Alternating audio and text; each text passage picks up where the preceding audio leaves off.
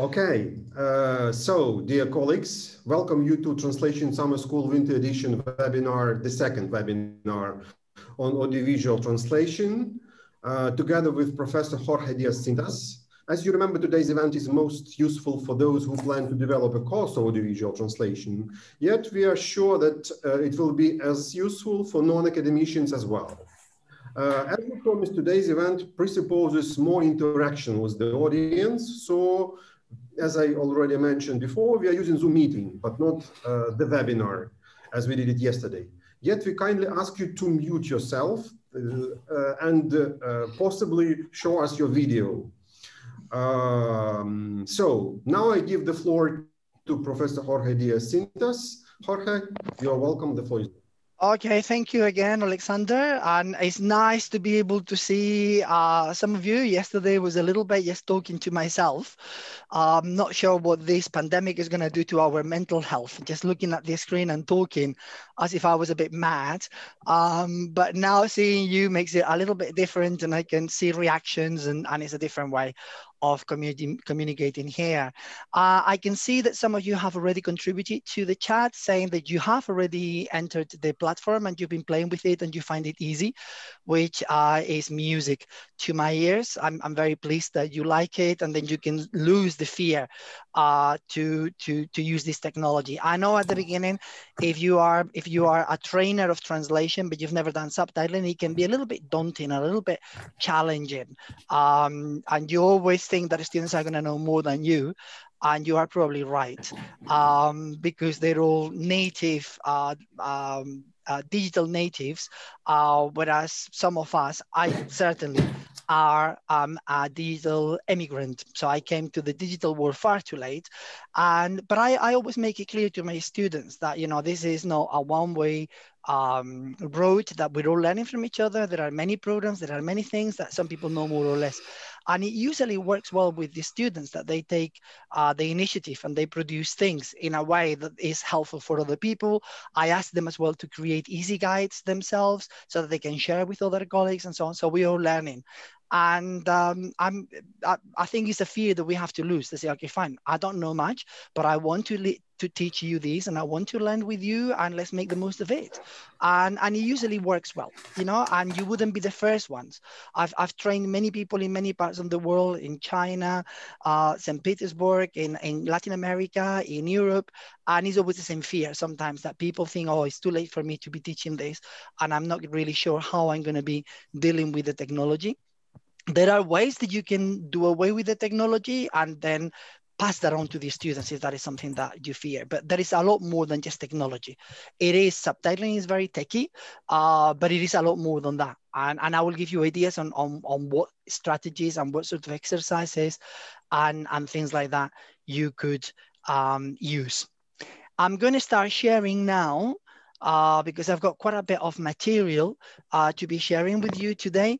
And feel free, if you want, to contact me later. I know I cannot address everybody's interests in here. Is a short, 2 short seminars, but you do have my email account, and if there is anything in particular that you want to know, please feel free to send me an email. I always respond. Not usually, I always respond. It might take me a little bit if I am a bit busy, but I will reply. And the email account is correct. It hasn't got an extra Z or something in the middle so that, you know, it doesn't reach me. It does, and I will reply. So what I have done, I've taken into consideration your queries yesterday, and I've created a list of bibliographical references that I will be sending again to Alexander and Lesia so that it can be distributed later on. And I'll show you here. I'm going to put this here. It helps better if I move it there.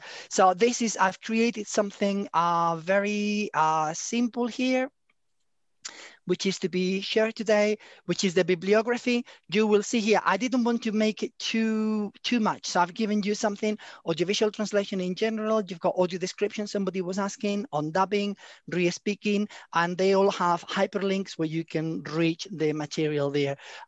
They are single authored books, most of them, so that you've got a whole overview of a particular practice. So that I will be sending.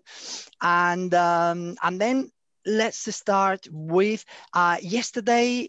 We saw mostly everything that it has to do with subtitling, but there were two little things that I wanted to just make sure that you're aware of when you come to this part of the PowerPoint. When we do subtitles, there is one theory and one idea that if the images are changing on the screen, we don't want to leave a subtitle hanging or on the screen across the images. So the idea is that we want the subtitle to leave before the images have changed, or to start a new subtitle after the new images come on the screen. That's the idea. It's not always feasible. You will see lots of TV series and films when they do more dynamic montage, and then they're talking without the camera changing, and then it changes and you can hear people across. So it's not always possible, but you will see if you check, for instance, Netflix guidelines, that they are very, very finicky on how to deal with short changes. So ideally, we want my subtitle to leave before the short change and come in after the short change if there's a new one. And that is why virtually all programs, subtitling programs, will scan the video and tell us exactly where there is a short change. So in here, I can see, let me see. I can see here that there is a short change right there. There is another one there. There is another one here, and there is another one here. And the cameras, the subtitling program is gonna know, and it's gonna tell you if you go across, it's gonna tell you you're doing something wrong in here. So this is one of the technical dimensions that we have to bear in mind when doing subtitling.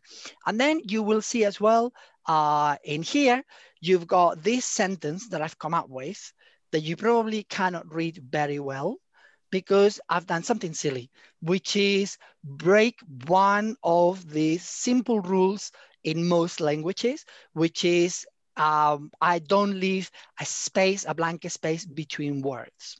Yeah, and that makes it difficult to read. I can read it, but it's difficult. Now, this concept, this gap between subtitles so that they can be read, it is something that I need to do as well in subtitling. Yeah, I need to leave a pause between subtitles when they come one next to each other.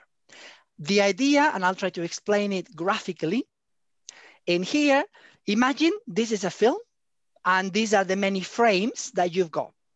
You've got a subtitle that finishes here, but they are talking all the time. Yeah, so this subtitle finishes here, and I need to leave at least 2 frames between these 2 subtitles, 2 frames that are going to be blank. Nothing is written. So when this one finishes, I have to leave the video to move 2 frames only, nothing in here, as if it was a pause between the 2 words, and then the next subtitle starts. Then when I finish this subtitle, then I will need to leave 2 frames blank and then the new one. So the eye will see very fractionally that is text, no text, text again. Yeah, and then you can follow. Otherwise, if the subtitles were similar, you wouldn't notice that they've changed. You think that it's probably the old one going in there. And this is what we call gap between subtitles. Netflix will also ask you, do 2. Some companies prefer 4. Yeah, but this is something that they tell you. But it is always, the minimum is always 2 that you should leave. Yeah, so that is the technical dimension that I wanted to mention that yesterday I didn't do. And then you already have this PowerPoint. You can see the golden rules that I came up with. So just to remind you, the subtitles, try to make them semantically self-contained. If you could have one idea in one subtitle, do it that way. Don't leave ideas hanging over subtitles because then it's more complicated to understand and to follow. Yeah, so when possible, self-contained. We'll see that it's not always possible because the people speak with long sentences and so on. But if you can, always think about that. Always consider the line breaks. So when you go from one line to the next, wonder why you're doing that and make it easy to read. And I'll show you some examples and exercises that you could do with your students. Punctuation, always. We don't have much punctuation in subtitling, so it has to be really consistent. And I will show you towards the end of this session today some tests. Many companies will have tests to incorporate to onboard, as they call, new subtitlers. And I will show you a couple of tests of what they are expecting from newcomers, so that, again, you can replicate some of those exercises in your classroom so that students know when they are exposed to those in subsequent tests. If you are working with a language that is similar, or you think that your audience will understand, try to follow the original, because usually people are listening and reading at the same time. So if they hear Shakespeare was born in a small city in England called Stratford-upon-Avon, you don't translate Stratford-upon-Avon is a small city in Britain where Shakespeare was born, because you hear Shakespeare and then you read Stratford-upon-Avon. So I'm hearing things and I'm reading something completely different. Now, if you translate from Chinese or Spanish or a language that people want to understand in your language, then you are more flexible when how you play with your text. But if you know, most of the complaints sometimes by the audience is that the original doesn't seem too much, and then that people are deleting too much information. You know, they can hear things that they cannot see written. And then again, you don't need to do a pyramid with your subtitles. Usually people traditionally say, oh, do a pyramid so that the top line is shorter and the bottom line is longer. And then you don't get pollution. You don't pollute the images as much. If you do it the other way around, the long line is on the top, then you're going to be polluting. You're going to be contaminating the images. But I would always recommend, and I think most companies have come now to understand, that it's better that the syntax is easy to follow, even if then the top line is longer than the bottom one. Okay, so always follow the syntax and break your lines when you think it makes sense grammatically speaking. And technically, I told you, this is something that is done for many years. The maximum time that a subtitle should stay on the screen is 6 seconds. Sometimes, and Netflix will tell you 7, because music, songs can be very slow in the way they are presented, and then your subtitles might need to be left on the screen a bit longer. And then the minimum, so that people have time to read it, even if it's a yes only, then it will have to be 1 second. Netflix will go down to 20 frames. It's slightly less than a second, but no less than that. Otherwise, the eye doesn't read it. The brain cannot read it, and it appears and disappears like a flash, and it's ugly, and you feel frustrated because you cannot really read what it's saying. So ideally, 1 second. Yeah, and sometimes it's a bit of a problem. And then you've got here, we've covered all this yesterday, 2 frames between subtitles, 2 lines, and 39 characters usually to do your translations. Okay. So that we saw, and this finishes what I wanted to show you the other day. Now, what I'm gonna show you is I'm going to start today's PowerPoint, and let me see, I'm moving things on here so that you can see it all. So I promised to you that I was going to show you some of the documents that are produced for translators. This is a document produced for the film Manhattan Murder Mystery. And cinema tends to come up with these very detailed dialogue lists. They're called dialogue lists short, although in the industry they are called combined continuity and dialogue list. And you can see that they are like pre-production scripts, and they tell you all the information. Larry is speaking, but it's overlapping, because if it's overlapping, well, you can see here, this part here, that's what they produce for dubbing translators that are going to be working with the dubbed version of the film. So that means that if Larry is overlapping with Carol, then when you dub, the 2 dubbing actors will have to overlap as well. If Larry is stuttering here, then the dubbing actor will have to stutter, and your translation will have to somehow reproduce the stuttering so that the dubbing actor knows how it's done. So all this part here is for the dubbing actors and the dubbing translator. So here, you know, it's off camera, so you don't need to worry too much about lip syncing, because you know that the lips are not going to be shown on the screen. Yeah, so that's why they go to these details so that you know what's going on in there. And then this part here, and then you will remember we told yesterday about a concept, spotting. Yeah, and the spotting here is somebody has decided to split the original dialogue and make it like subtitles for you to translate. So you don't need to worry on what to take away. Some people do worry because they think, well, I know, and I prefer to delete information that I think is not important rather than people telling me what I shouldn't translate. But you can see here, he says, hey, look, I don't want to, you'll wind up rooming with Gotti. And then what I got here is all this, hey, look, you'll wind up rooming with John Gotti. You can do that. And it's much more standard. They've deleted all the hesitations. They deleted replications. And they're telling you, okay, ignore all that. Concentrate on the meaning, on the denotative meaning that isn't here. But not only that, they are aware that John Gotti is going to be a problem for the translators. And then you get here rooming, implying that you're going to be in prison. And John Gotti is a mafia crime boss that is now, at the time of the film, being held in prison. So you know all the information, and then you will find here as well, open-minded. What does it mean? Judgmental. They give you information, and they refer you to another subtitle in another part of the film that is also related to this one. So they can be very, very detailed.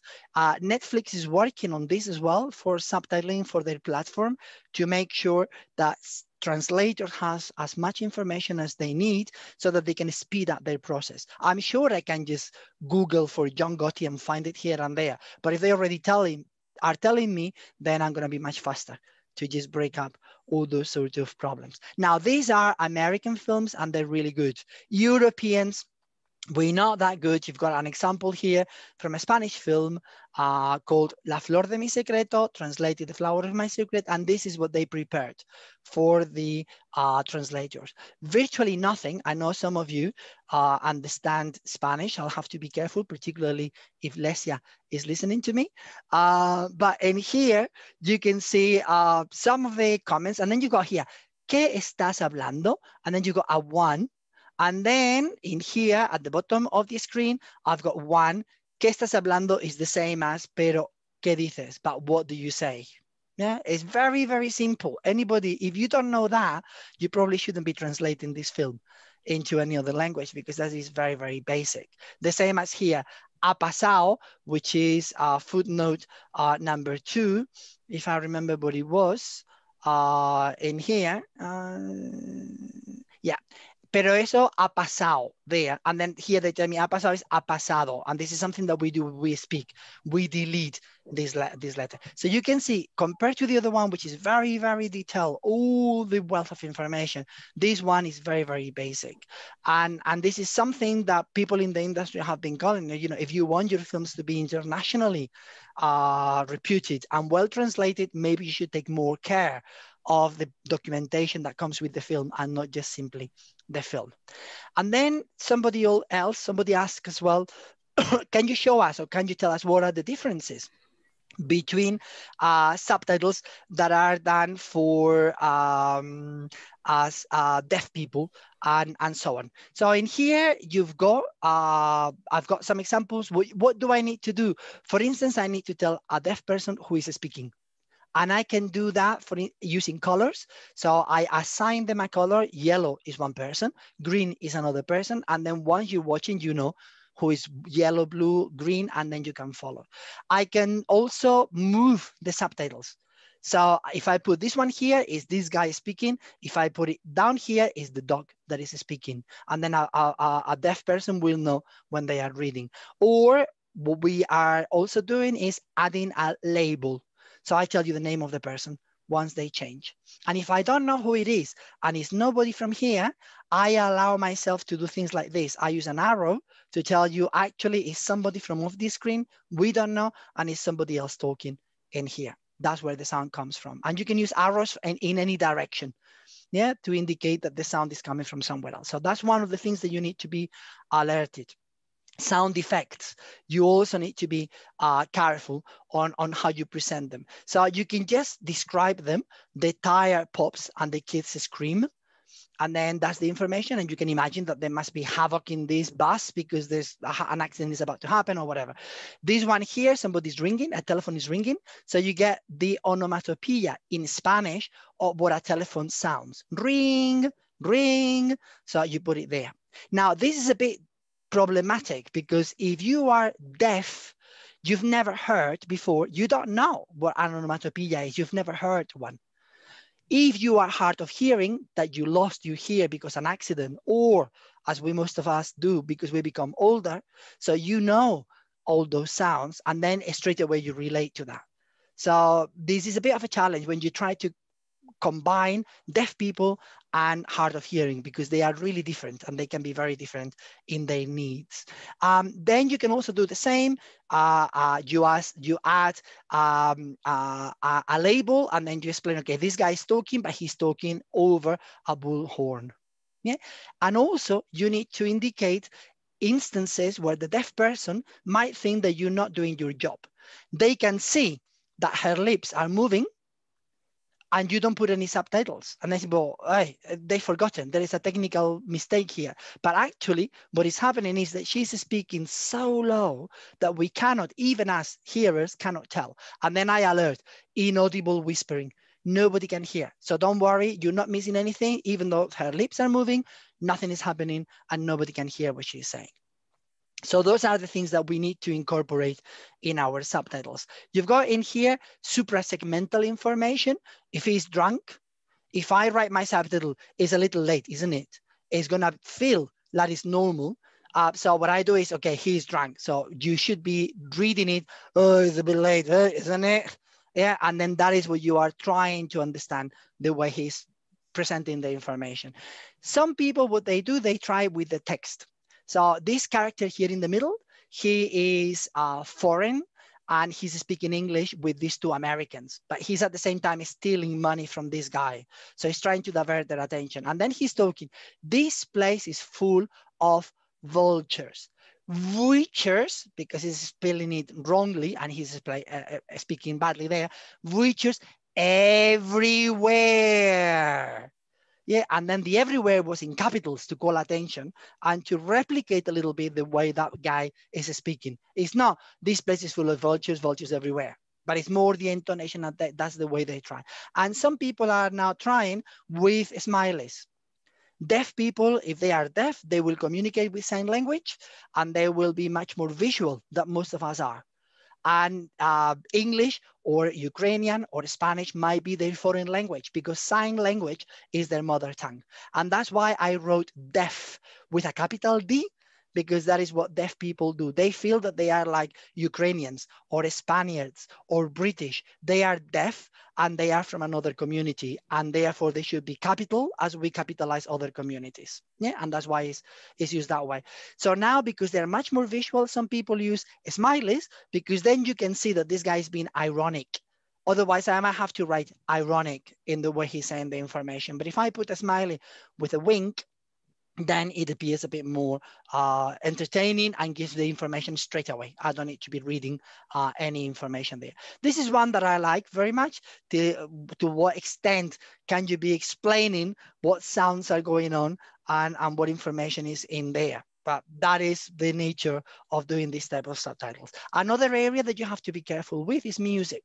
Yeah, and you can just give the name of the singer and the title of the song, or you can transcribe the whole song.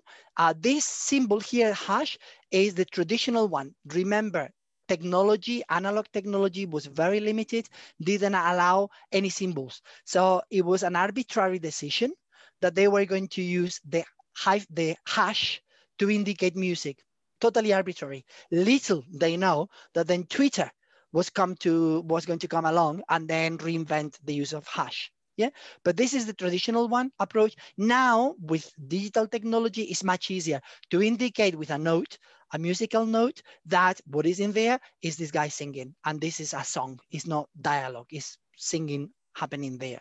You can just, if there is no music, if there is no lyrics, then you need to probably explain what's happening. You can interfere and interpret. So it's a scary crime music, nostalgic music, melancholic. Deaf people sometimes don't like it because they think that is your interpretation. You know, you think it's nostalgic, you think it's whatever. But how can you do it? Then you've got in here vivacious, sparkling.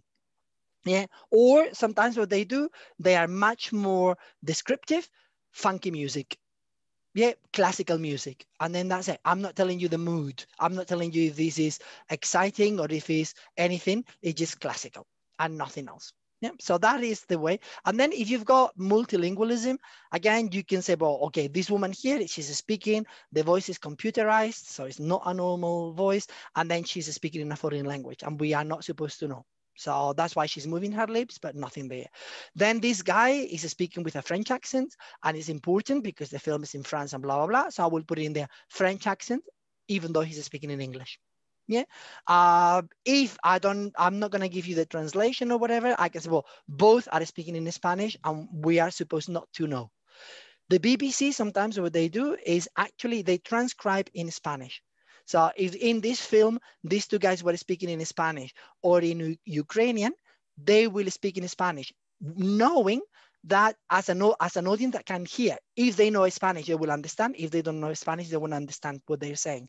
So they think, okay, what will be the experience of people that hear? It will be that they can understand if they know Spanish. Then we're going to do the same, replicate the same emotions with deaf people. And then in here, this guy is speaking, but he's speaking in Zulu, and we're reading the translation. So I will explain to you, this is not the guy speaking in English, but he's speaking in his mother tongue, and then the translation is in English. Yeah, and these are some of my favorites, subtitles for deaf people that sometimes you just wonder how angrily fixes bow tie. I'm not really sure, but that means in there, I love tennis, as I told you yesterday, and I think this one is great. It's tick-tack, tick-tack, tick-tack. God knows how long it can go on for during the rally. And this lady here that seems to be crying in a special way in Spanish. So I'm not sure if crying in English or crying in another language is different, the sobbing you do. But sometimes you have to be careful. And some of these can be understood by the deaf audience as being a bit patronizing. As well, listen, I don't hear, but I'm not stupid. Yeah, so there is a difference in what I need and you who don't know my needs and adding information that is redundant because I can see she's crying and I know, and I can see that he's tying his bow and I can see his face that he's angry. So all that information I might not need, but it's still a long way to go in this. Now, I ask you to do this, to watch the little clip. I hope you did. And I'll ask you now very quickly, how many subtitles, more or less, will you put on your on the screen? I have tried it and I had like 20, but it was really difficult. It is not one of the most difficult clips because it's only two people. Of course for you, yeah, but not for us. They're not talking. Imagine one of these films when they start talking on one over the other one and they're talking 2-3 people at the same time and so on. But yes, this one, they follow each other more or less, but it's a little bit, there is a period when it's a little bit, you know, they feed in lots of information. So yes, there was a little thing there. So you've got 20, Lesia. Yes, and I wanted to ask, look, sometimes I didn't know how it is better to do, to place their phrases in a one, like two lines consisting of the phrase of one person and the second, or to make two different like subtitles from that 2 lines. Yeah, that's what I wanted you to think, which I'm glad that it stimulated that sort of debate. This is what we call in the industry spotting. Yeah, and of course, once you are given a video, then you have to decide. There is no way the video will come like me talking, and then you have to decide when you're going to be feeding the subtitles. We know a few parameters. You wouldn't leave something on the screen that is much longer than 6 seconds. So you will have to chop it there. So that's going to be one of the parameters, and any pause is there. But then there are alternatives. There are options. If there is a short change, maybe you want your subtitles to leave before, start later, and so on. There isn't a one way. There isn't just this is the way and nothing else. There are many ways of doing it. What you don't want to end up is with too many short subtitles, because then that means that people are going to be always looking at the bottom of the screen, finding the information. And what you want is more completed sentences, as we said, so that you can enjoy the images and so on. But yes, it is a bit of a challenge on how you can do these things. And what I wanted to do is show you a possibility, a way in which you could do these subtitles. Has anybody got more subtitles than 20? We have some answers in chat, and people write also 20, 25, 5 subtitles. 31, somebody has written 31. 5 subtitles? Oh, I don't know. Yeah, so we've got from 20 or something, okay? Then some people, okay, somebody says they are now nuancing is 5 subs portions, and then they've got phrases and so on. So, but we go from 20 till about 31, which is a widespread in there. Now, I'm going to show you and give you a few hinters here on how, hold on, because I have it open here, on how this could be done. And as I said, there are many ways of doing it, and it's not just one single way. So if you're moving in the 20s, you're okay. Less than 20, it will be very difficult, because your timing will be all over the shop, and much more than that will mean that you are presenting information that is very, very short. Yeah, but let me just bring the video here, and I'll show you what it should look like in here. So we've got is encounter, and I'm going to use this video later as well.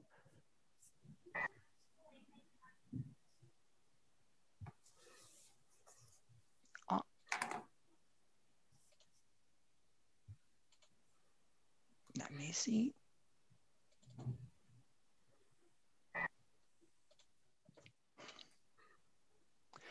Not sure why it's not working. There it is. I don't know why it wasn't recognizing it. So here we have, I can see my subtitles in here, and you can see that I've been respecting my short changes. So I can see that there's a short change, and my subtitle, the blue thing here, I'm asking to leave just before that. Yeah, and you could see, you will be seeing that for some of those, let me see what I can move that. If I move that there, you can see that some of those, if I move my subtitles a bit down there, you can see that there was a short change, and I'm asking my subtitle to start just after that. And this one here is leaving before. So I'm respecting technically, that was one of my considerations. And you can see that quite a few of them come next to each other. So what I'm doing is leaving in between the 2 frames gap that I mentioned to you, so that people will have nothing on the screen and then they can see again. Yeah. So let's go to the beginning here. Let me see.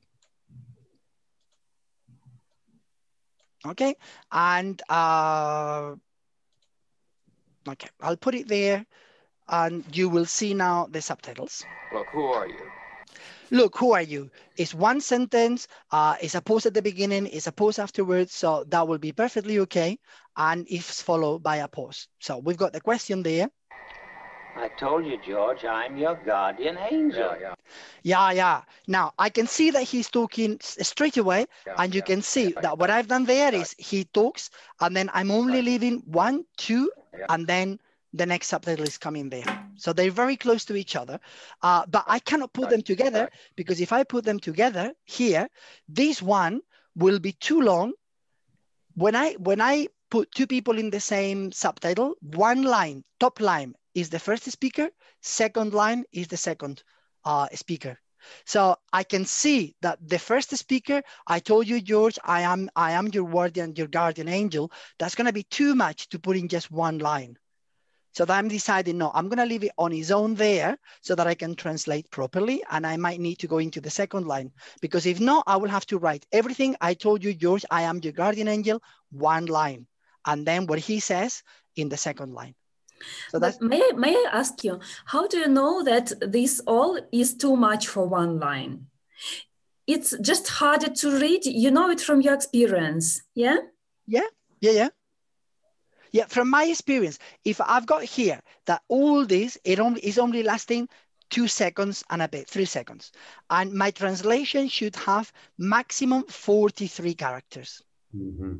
Yeah, and I can see that this one is already 44. So in Spanish, it's not going to be much shorter. And when we translate from English into other languages, particularly Latin languages, we tend to expand the information. So that might be a little bit of a challenge if I put this one together with this one. For a start, if I put all this in one line, you can see that this is going to be 44 characters, which is too long. Yeah, so it has no sense to place them together because you can't place more text in this subtitle. I don't think you can. I don't think you can. Yeah. However, if you said, okay, what I'm going to do is, I told you, George, I'm going to translate, I decide, I told you, I don't need it in my translation. Because look who you are, George, I am your guardian angel. And I think I told you is not needed. It doesn't add any information. And then in here, he says, yeah, I know. I can say, I know. You told me that. And I can delete yeah. So that means that if I translate and I delete, I told you, there, and then I delete yeah, then I could put these two together. Jorge, and what about the size of the symbols, the size of the characters? Is it standard one? But in here, as I said, when we're working with this, normally Arial 30. Mm-hmm. Yeah, and that's what it would allow me to. But because I'm talking as well about 39 or 42 characters maximum, so that will already tell me, doesn't matter how long, because what I'm saying here is only for my work, is what I'm saying. Then later when they embed it for transmission in Netflix or to sell it as Blu-ray, they will do things. And then they can make it bigger or smaller, change the font to Netflix Sans or whichever font they want to use. Yeah, but this one now that I can see here is for my benefit, to make sure that I can see properly my translation or that I can see properly the text on the screen. And I can make it bigger or smaller. If you wanted to make it smaller, you can make it smaller or even bigger if you don't see properly on the screen. No, I just hint that if the size is smaller, you can stuff more text. You could, but if you can only do 39 characters per line, it doesn't matter. That's it, okay. Even if it's smaller, it's 39. Okay. Yeah, so if you were working with the safe area, then yes. If you are not caring about how many characters, but only that it fits the safe area, then that would be fine. Okay. You can write more, and the smaller, the more text. But Netflix, most companies, unless they trust you and they know you've got a lot of experience, they will tell you, no, keep to a maximum 42. Don't do safe area, 42. So on 42, there is no problem there. Yep. So I will do 2 different ones in here. Yeah. And I wouldn't condense too much information. I know, for instance, that number 3, when I translate into Ukrainian, is going to be giving me trouble because already in English is far too fast. It's 22.5 characters. And I need to reduce that to whatever it is, 15 or 17. It's easy, as you can see, to reduce. I can say, okay, fine. The yeah, I can say, I know, and now I'm safe. Yeah, the red is gone and I'm happy. And the computer is also happy. So those are the things that I will have to do. But what I tend to do in my teaching is I will give students everything and they decide. They are linguists. So they decide what is important, what is not important. You know, I'm not going to be deciding for them. Okay, if they say yes, I know, they are repeating the same information, the same statement 3 times. Yes, yes, and I know it means the same. So you can only leave it once. But since I'm training them, I tell them, okay, this is what they say. What would you delete? What information do you think is redundant here so that your translation is going to fit in here? And that is for them to decide. So I usually, most of the times I work with a full transcription of what they say so that the students will decide how then they play with their translation and manipulate it. Okay, so I'll do 2 here, but as I said, Lesia, if you want it, I told you, you think that is not really important, it's not added much information, so you could do 2 subtitles here. I can do, sorry, not that. I can do this, I can put them together. You can see now I've merged them together. If I go there and I've got my little shortcut, which means that now they're together, they last 4:14. This is going to be a problem, but I can say, okay, fine, I'm not going to translate, I told you. So George, I'm your guardian angel, and then I will do, this is the way we normally present the information when I've got 2 people on the screen. A hyphen implies first speaker, second hyphen, second speaker. And then I've got George, I'm your guardian angel. I know you told me that. Yeah, and I can see now what it looks like. I told you, George, I'm your guardian angel. Yeah, I know. You told me that. Yeah, and that's what it would look like. So I can change it that way. This is not a big change. I'm happy with you. I will have to reduce a bit more than in my initial selection of the information. But these are the things that you will have to consider when you do the spotting and decide where and how you're going to do it. Look here, it's alerting me that a change is going to happen, and you will see how that happens. Now it's changing, and I can see him from a different angle. What else are you? What are you? Yeah, I can see that there is a pause there, so that's why I put all that information in there together. What else are you? What are you? Traditionally, these days, most companies will ask you, if you can put everything into one line, put it into one line. Yeah, because then it occupies less space in the images. Now, personally, I think it would probably look better if you had it like this. What else are you? What are you? 2 different sentences, 2 ideas coming here, and then you can see them split. But more and more, they will tell you no, because then you can see this is covering nearly his face, is a bit higher up. So if it fits in one line, then just put it in one line and it goes down, and then you take less space of the image. Yeah, so Netflix now makes it in the regulations. Please, if you can put it in one line, you do. Yeah, so that's one there. Then the following one, I've decided to put them together. As Lesia was saying earlier on, I can put them together. And remember, we can only do 2 lines. So that means that I cannot have more than this. It's one, and then I have to leave because then somebody else needs to come into the subtitle. What are you? You a hypnotist? No, of course not. Well, then. Yeah, and then he continues talking. So you can see in here that my subtitle only leaves 2 frames. Very, very close. The other subtitle begins, and it has to be after the other 2. So that will be my subtitle number 5. You can see the numbers here. So I'm on 5. Why am I seeing all these strange things? Don't you understand, George? Yeah, I left that one on his own because I want to put these ones together. Is because you were not born. If I wasn't born, who am I? These 2 are similar semantically. One is saying, is because you're not born. Well, if I'm not born, if I wasn't born, who am I? So it goes together quite nicely. So that's why I've decided to do, don't you understand, George? Rather than saying, don't you understand, George, is because you were not born. And then the next subtitle, if I wasn't born, who am I?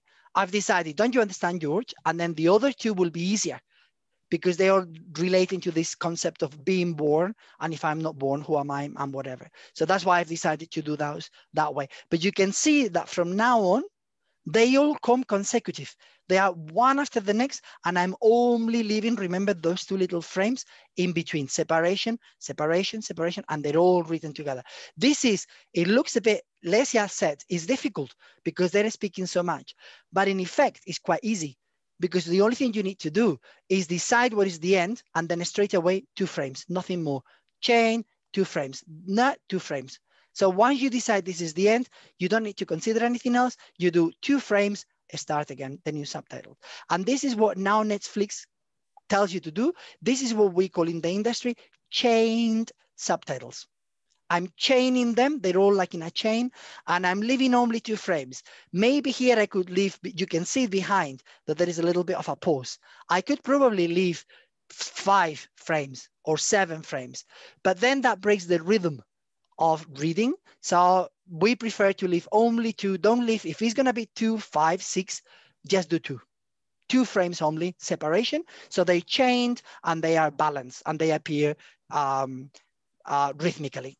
So that's easy. Once you know that, then you just do everything. When I finish, next one, 2 frames and straight in. Only here I'm gonna be leaving a pause. So you've got number 5 there. Well, then why am I seeing all these strange things here? Don't you understand, George? It's because you were not born. Well, if I wasn't born, who am I? You're nobody. You have no identity. Oh, what do you mean, no identity? My name's George Bailey. There is no George Bailey. Yeah, so I'm not sure if you saw those subtitles, if you followed something similar, but that is the sort of way that sometimes I'm going to be putting them together because I think it makes sense, particularly when you've got a question and an answer. You know, if somebody's asking and then somebody replies as a viewer, you know that there is a question, you're going to be expecting an answer. And you don't want to be the answer coming later on. So unless it's a punch, a pun, or is a play on words. So what I'm going to do is trying to put them together, and you can see that none of them is going to be more than 6 seconds. None of them is going to be less than 1 second either. So you've got here. You have no papers, no cards, no driver's license, no 4F card, no insurance policy. They're not there either.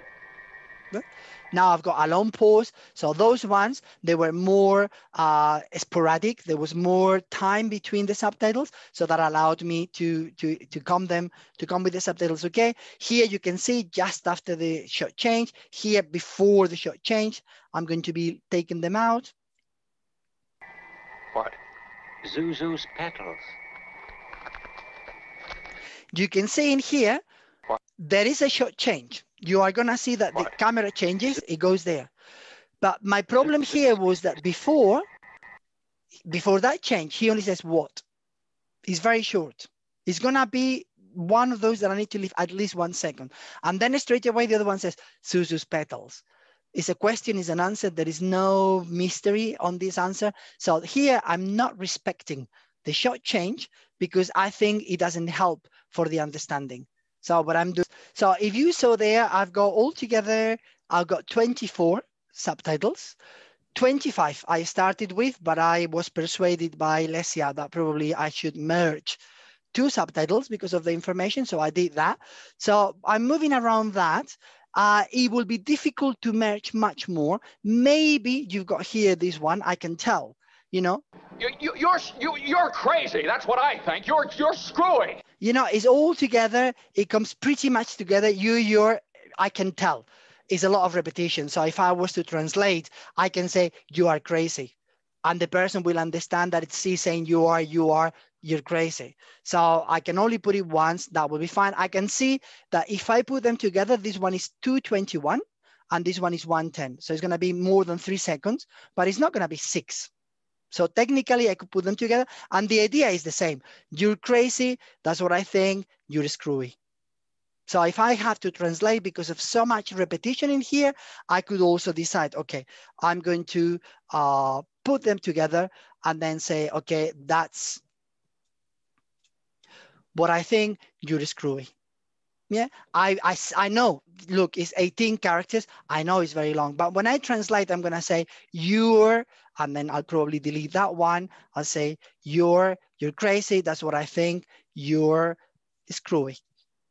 Yeah, and I can easily make it be within the characters per second in my translation. So that was an easy one because of the repetition that is involved in the original. Yeah, and then I will end up with about 23 subtitles. Yeah, so those are the possibilities. There isn't one way or another. The clip is very, very short. It just lasts 1.5 minutes. So you don't want to have too many subtitles because that means that you are all the time keeping your eyes down here. So you don't want short subtitles that stay for a second and then another one, another one. I want subtitles that, 4 seconds, 2, I had another one of 4 seconds, so that they are a bit of time so that people can read. And if you read fast, then you can go and enjoy the images. Yep. Any comments here or anything that was unclear or that you struggled when you were working with this platform?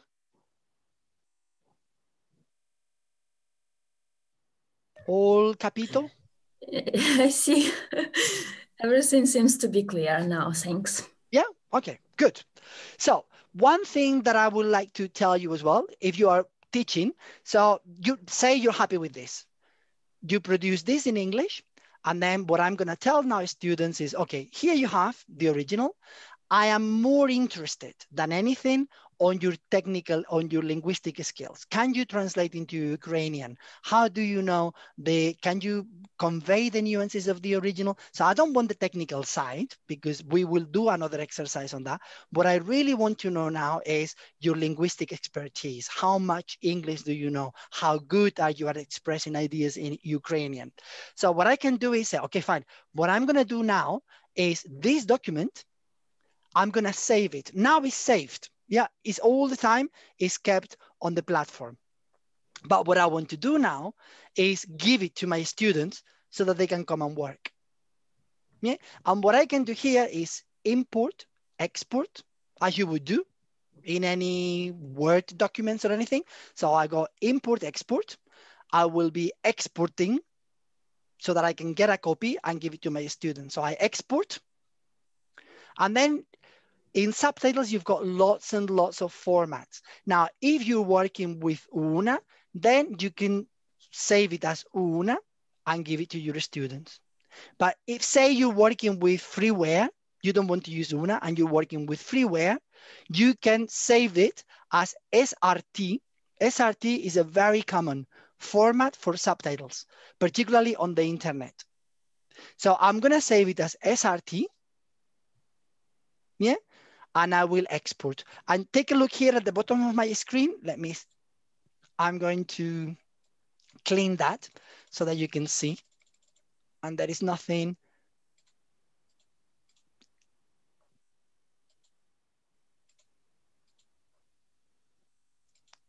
Ay, señor.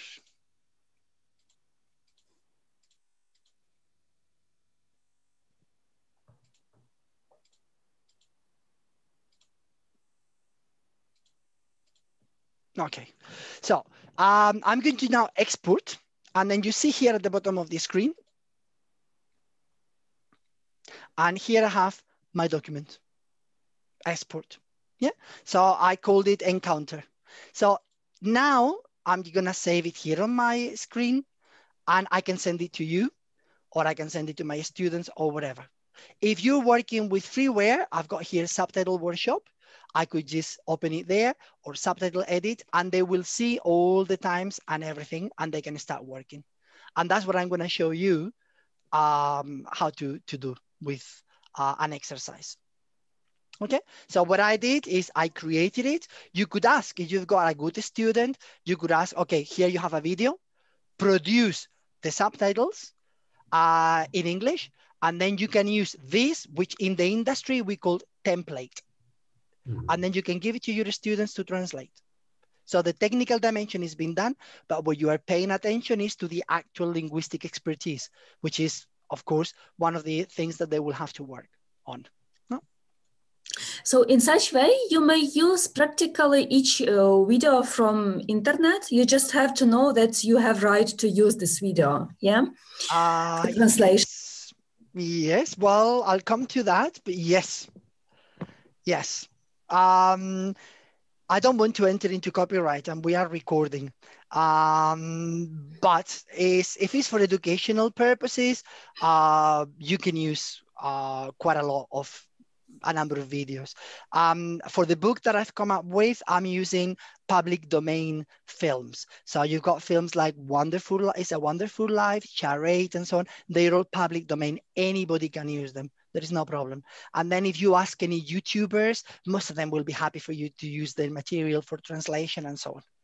And there are YouTubers of talking about cars. So if you want to do any technical language, do your students know how to deal with technical terminology? You can use videos like that.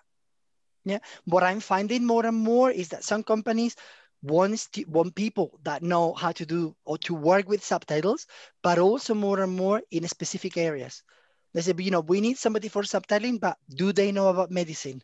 Because this is going to be a TV series all on medicine, or it's going to be for documentaries, and all the documentaries are medical. So I want not just subtitling, but somebody who knows about medicine. Portugal or many other countries, when they got thematic TV stations that do sports. And they will be watching Spanish football in Spanish with subtitles. Yeah, and they will be asking you, okay, somebody who knows about sports or who is willing to learn about sports, and they've got that expertise, not just anyone. So more and more, but I guess it's the same as in translation. Translation, we started more generally, literary translation and so on. And now we specialize in many areas, and people have to specialize. Until now, people said, okay, I do subtitling and that's all. But more and more companies are asking, okay, you do subtitle, but what are your fields of expertise within subtitling? What do you think will be your main area? And yes, you can tell a film is different to a documentary. And then you need to have different skills to document yourself and find the information and so on. Jorge, there are two questions in the chat. You practically answered one of them, but there is still the second. Can you read it for me? Yes, are subtitles more independent than translators that prepare text for dubbing, since the dubbing team may influence, even reverse, the translation suggested? In that sense, yes. A dubbing translator will translate what we call like a draft translation, and then they will send it to the dubbing director and the dubbing actors and so on, and then the changes can be really, really big. And that's the traditional approach in Spain, in Italy, in France, in Germany, and that's the way we've done it historically. What is happening more and more is that we are adopting the French approach to do dubbing.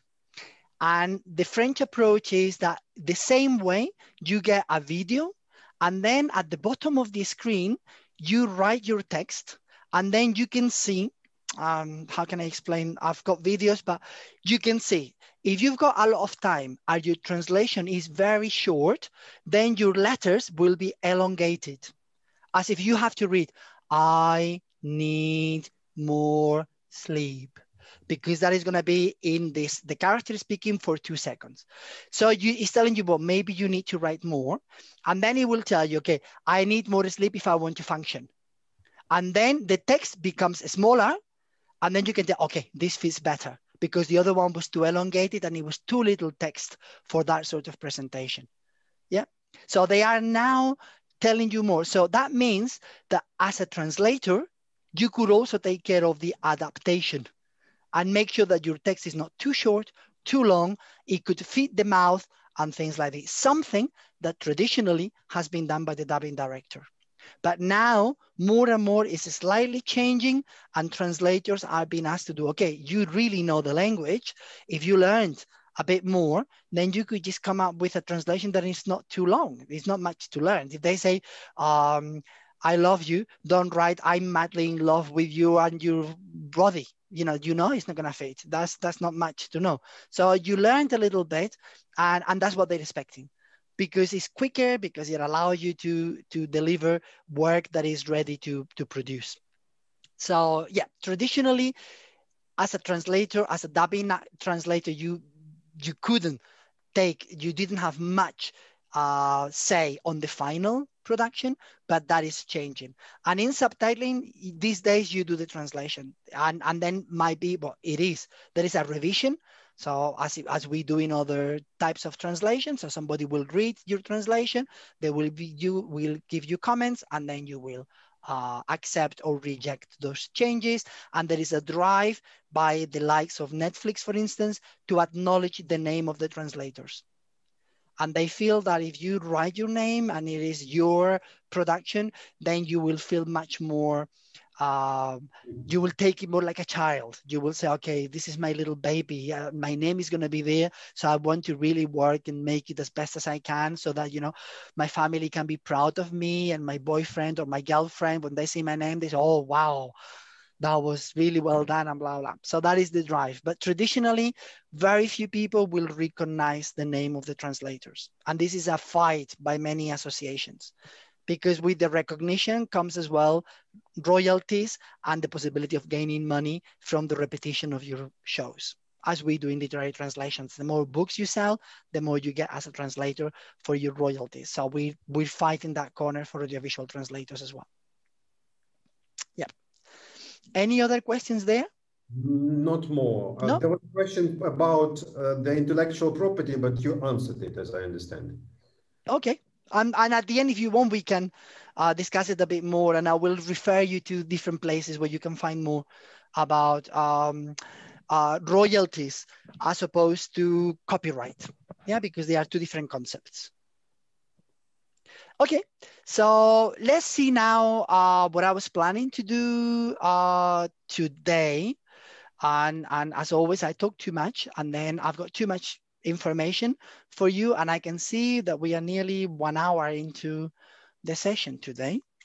So here you've got a few exercises that I propose to you, and you can use them. What I give to my students, particularly when I start, is reduction exercises. How would you reduce the text that I'm giving you?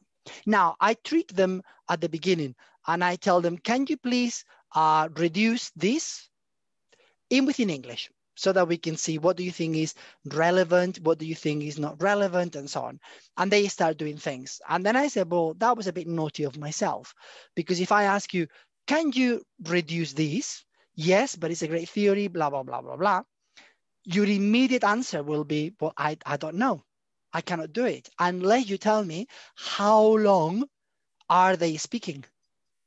If they are speaking for 5 seconds, probably I don't need to reduce anything. But if they are speaking for 1.5 seconds or 2 seconds, yes, then I will have to reduce.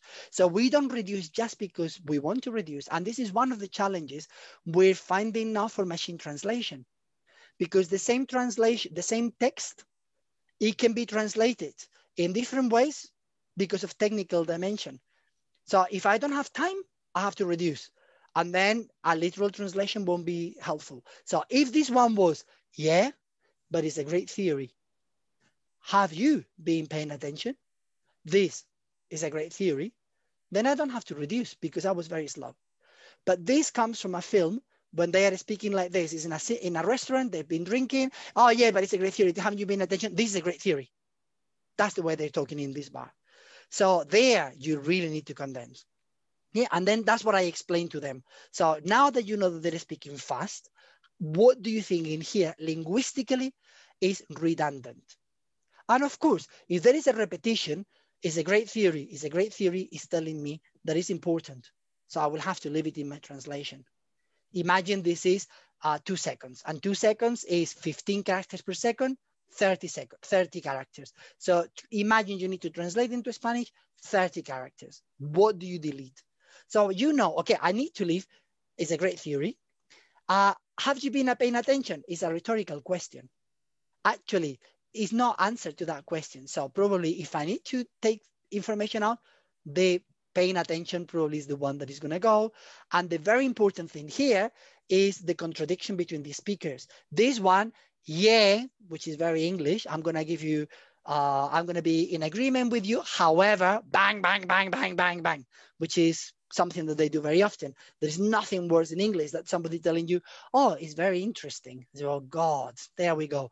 However, bang, bang, bang, bang, bang, bang. And then they just, kill your arguments. So in here is the same, yes, but. So I need this but to show the conflict between the two. And I show them the translation, which is being done really, the real translation, which is this one.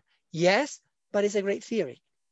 And this is what it happens in the subtitles. You can find lots of subtitles from any DVD or from the internet that you can see how this can be done with examples in Ukrainian, for instance, and then show them how sometimes it is deleted information that is repeated, but sometimes information goes because it doesn't fit in and you cannot put it in there. This is a very common, people speaking very fast. Isn't that Sheila? What do you mean? Sheila knocking on your door? Oh, yes. You know, and there is something, these 4 people, 4 turns, if I can only do 2 and blah, blah, but a common solution here, sorry, I jump over that, but a common solution here, isn't Sheila knocking on your door? Yes. And what I am doing is mixing this and the 4 turns become 2. And again, very common in subtitling that you can find there. This one here, of course, the question, we change sometimes. Here the question, so tell me something. That is hedging, that is a way of coming into the question. The translation here is, why don't you have kids? It's much more aggressive, it's much more direct. This one here is, so tell me something, you know, because the question is going to be very, very personal. So again, they can see how you change the approach, and they have to be careful not to do it all the time, otherwise the character might come across as being aggressive. What do you do with Miss Thelma? You translate or not? Well, it really depends. If it's at the beginning of the film, chances are that you cannot, because that is the director telling us, this is Miss Thelma. So this is not Louis, this is not somebody else, is Miss Thelma. If it's later on the film when we know who she is, probably I can afford to delete Miss Thelma because it's clear who she is. I take it off because it cannot fit in. So that's the way you start making students think about what the text is in there. Chances are that your students probably have done literary translation or a specialized translation, and they find it very, very difficult to delete information or to just reformulate the information. And I always tell them, this is a little bit like interpreting. You have to get the idea. What is the most important here? And then try to reflect it again without betraying what they're saying in there and remembering that they are hearing as well what they're saying there. But if you translate literally, you're doomed for failure because you will always find that it's too long and so on. And I was training the Spanish team at the European Parliament recently. And that was, they told me, you know, can we do exercises of this nature? Because we find it very, very challenging to delete, because we spend all our lives documenting ourselves, finding the right term. And now you're telling us, oh no, sometimes you just get rid of that and find a synonym that is shorter or whatever. So, and then you've got changing. I wonder if you can really find the car. Very easy solutions here. Can you find the car? We're going to go after our dinner. We'll go after dinner. So you can do this if you are, in my case, I deal with, can somebody close? It's a lovely conversation behind, but if you can mute yourselves so that we can, yeah. Can we know who is the person? Jorge, I only see one participant who hasn't muted. Maybe you could mute. It's Olga Shumeiko. Okay, yeah? I sent, let me see. Yes, I sent an email, a message. Okay, so in here again, you can do it in English. In my case, I've got students from many languages, or you can do it directly in Ukrainian and then work with these sort of activities. But they are very, very essential for any person that wants to gain these skills. I give them this example here in German so that they always see how it's done and so on, and in languages that they don't understand, and they rely completely in the subtitles. I usually, one of the problems is that students sometimes find it difficult to relate because they all know English. And they're working into whichever language, so they all relate. They hear the original and they feel, oh yes, but this and the other. And it's a good exercise. Sometimes I ask my Chinese students to translate into English from Chinese. And we are totally and utterly dependent on the subtitles. We cannot really get much from the soundtrack. And that is a very different experience for the students to then realize, you know, okay, I cannot follow the original, so I have to really see what it's saying in the original. This is an example from German. I give them, that's what they say in German, a very literal translation so that they can see what it is. And then I show them this example. That's the subtitle that you find on the DVD. And they can see how lots of information is being reformulated. The Silver Hammer Military Hospital has disappeared. But if I am leaving a nurse, then clearly I must be in a place where nurses are, which is usually a hospital. Yep. So that's what I am doing in there, working with them to show, you know, don't be afraid if you need to delete information in your subtitles. Line breaks, always one of the key issues in subtitling. You need to make them aware that, you know, we want to help reading the information on the screen. Subtitles appear, disappear. You cannot go back to them, or usually you don't go back to them. It's not the usual way of watching a film. You don't want to be stopping all the time because you didn't understand what they were saying. So one way of facilitating reading is by segmenting the information on a screen. If I ask you here, do you think that any of these sentences can be read better than the other? They're all the same. It's the same content with the same comma and the same full stop. So in theory, they probably are all the same because I'm not changing the content at all. But do you think anything here might be better? And I can see some people say 4. Second one, 4 1. I would agree that number 4 is the one. But simply because what I've done here is I've also done the linguistic analysis. And I'm saying, okay, my whole life, what? I've been followed by loneliness. And I'm presenting it in a way that the grammar, the syntax comes through in my subtitles. And this is something that, again, you know, if you are tested by any company, the first thing they're going to say is, how do you segment your information? It's not that it looks nice, but it's that it looks grammatically sensible and it's going to speed up my reading. I don't want to read my whole life I've been followed. That could be the end of my subtitles. Yeah, but it's not the end. It's by loneliness. Yeah, and the same concept, and this is another thing that I do with my students. I show you this so that you experience it. How do you like these subtitles?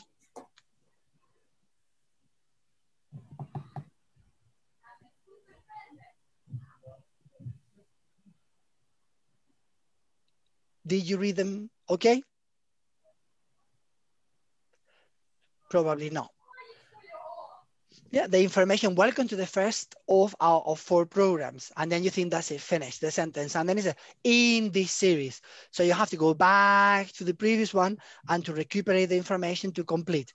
Look, the same information, more or less, presented in what we will say a proper way in subtitling.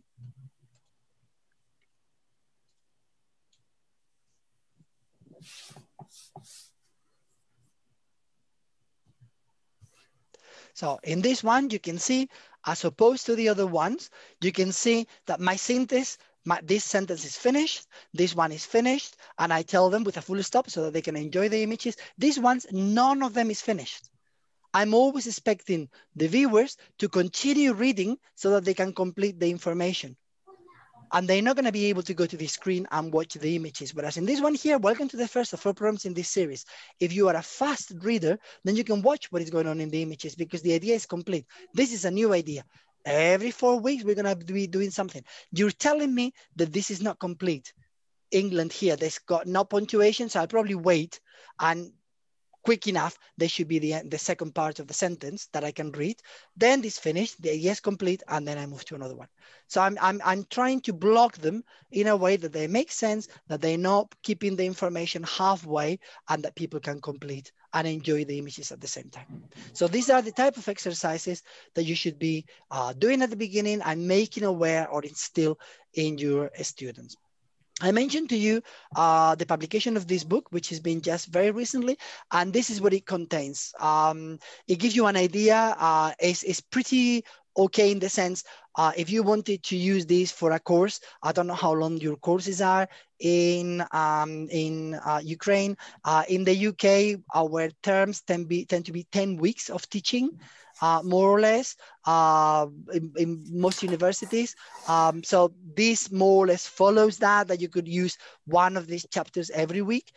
One thing that I find with my students is that they don't like too much theory at the beginning, and they prefer to do the hands-on. They prefer to work and start playing. And I've come to the conclusion that I'd rather get them get things wrong, but enjoy what they are doing, and then play and then find that they've done it wrong and so on. And then building through their errors and mistakes, we build up how they can improve and how they can do things better. So I do, as I've done virtually with you, is very brief introduction of a couple of hours, 2-3 hours, and then they get all the information, and then we go and see the program. They play with the software, they start doing things, and then every week I add a little bit more, and they say, okay, now let's discuss about theories, or let's discuss about cultural references, or let's discuss about what you can see in the images, or something else. But at the beginning, at least they can start practicing, and they can play and so on. And in my experience, that's always that they really enjoy, and I can then afford to test them at the end with the software. If you leave it till too late, then they can say, well, we haven't had enough exposure to the technology for the test and for whatever we need to do in there. Now, the book, as I mentioned to you, comes with different, the UNA, several exercises, wing caps, and also a companion website. So when you go there in the website, you've got a book of exercises that contains about 50 pages, a bit more than 50, and is divided like this. So you've got one exercise to get familiar with UNA, very, very simple clip with the guidelines.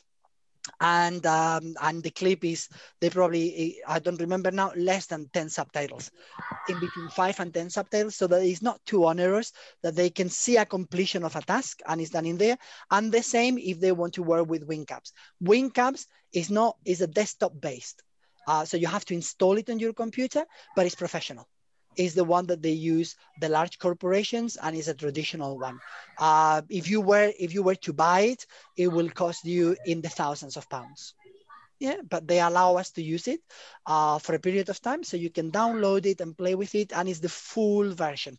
Yeah, you can see exactly what anybody else does in the industry. And then exercises per chapter. And what type of exercises can you do? Then in here, I've come up with some of the exercises. Some of them are sort of theoretical, if you want me to say that.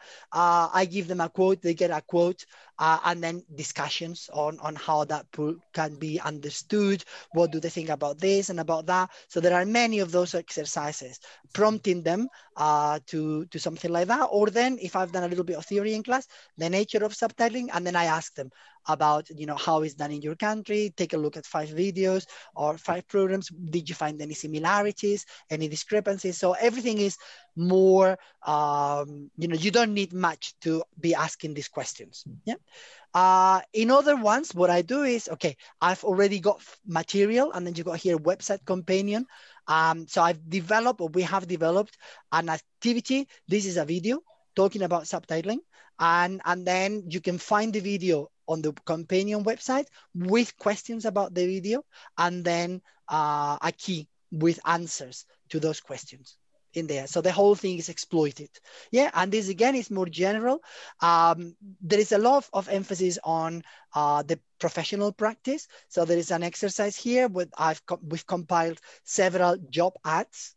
Companies, real companies asking for real subtitlers with what skills they require and so on. So those job descriptions are here in the website in this exercise. So the student can read the job descriptions. Do they think they fit in?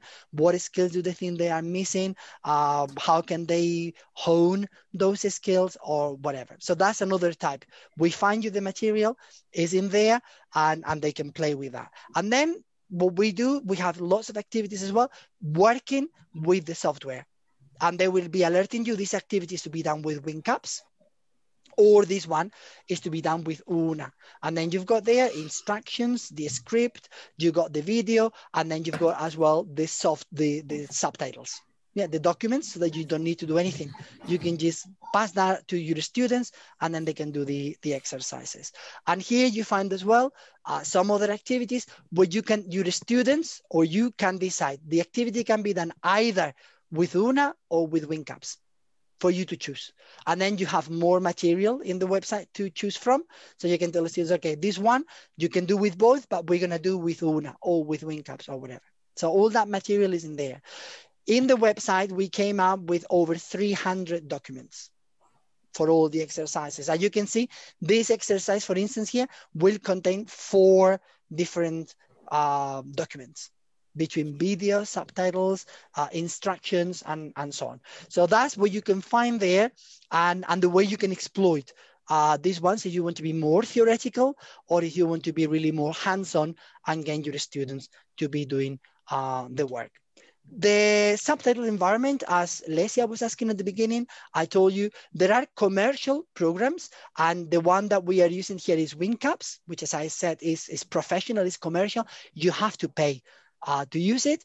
The same as all these, Easy Titles, Fab, Swift, Spot, Titlevision, they're all used in the industry and they are developed for the industry, but unfortunately, you have to pay for those. There are also freeware programs, and you've got some of them here. Subtitle Workshop, Subtitle Edit are probably some of the most famous ones, together with AGI or AG Sub. In the book, you've got as well in the website, in the companion website, a list with also information on which ones work well with Mac. Yeah, freeware that you can use on Mac, because usually Mac doesn't work well with subtitling software. Yeah, but in that book, if anybody needs anything, please let me know and I can send you this information. You say, Jorge, I'm struggling. Can you send me the list? And these appendixes, I can send them to you the same way as I did with the guidelines to use the Una platform. So any of this material I can show and no problem. And this is what it looks in WinCaps. That's the environment. And this is what it looks in Subtitle Edit. And again, information there. And this is the things that you can do technically, but you've already seen the speech to text. You can see how you can, the sound wave, and you can see the text written there, and all that information that is helping us to produce our subtitles. That's the technical dimension that we are developing more and more in subtitling. Let me move a little bit because I want to, one thing, but I don't want to, I know you are fretting and I'm worried about, oh, how am I going to be teaching something that I don't know too much about that. Only a brief mention here that now we're also working with machine translation and memory tools. They are becoming into the area of subtitling, and Trados, SDL Trados, just a couple of years ago in 2019, they came up with an API. If you use Trados, it's free. You can use it. It's not great, but to me, it's interesting that they are already seeing subtitling as an area where they want to embed their own cut tools and so on. You've got MemoQ as well. They're doing this, and many other companies that are doing, applying machine translation, memory tools, and so on to the workflow of subtitling. I'm not going to go too much in detail, but for you to know that this is an area that is growing. If you are into technology and if you want more information, I can send you information. Una is working in that direction as well, and they are doing testing in this area. The cloud, you are one of the ones that have already seen, and you can access how it works. There is, some clouds on the internet, for instance, TED, the platform that they produce subtitles, free subtitles for all these educational technology, educational talks. If you know TED, TED, that is a cloud base. They do it all in the cloud. You volunteer your subtitles and so on. And they've been around for a long time. They're not commercial. They're not really good for the industry. And that's why the industry has started. And now everybody has got their own platform. Yeah, everybody's, and this is what we think is going to be the future. It's going to be cloud-based, and we're going to be working in the cloud without having to install anything on our computers. Yeah. These are the pros, and I will leave it to you. I'm going to be sending this to you so you can read it with calm, why people are going to the cloud and what are the potential benefits for the industry. And there is as well, there are a few cons and things that are not so good. And again, I'm listing them here, and then you can go in detail when you've got more time and read those things there. Now, one thing that we use in the industry a lot is templates. Yeah, and templates, basically what it is a document that contains the time codes that the timing, the spotting has been done, and I'm going to concentrate only on the translation. You can see that it makes sense for a company like Netflix to have, if they're gonna do Stranger Things in 32 languages, the technical dimension, if you've been playing with Una, even though it's not complicated, is onerous. It takes time to produce because you have to go through all the technicalities and so on. So if you're gonna be translated into 32 languages, then you don't want to spend all that time, 32 times, doing it individually. So what they are doing is creating a template in English, like the one I've done for Wonderful, the encounter. I create it in English, I send it to you, and then you do the translation. And then when you bring it back, I can put it in my platform and I can see what you've done and so on.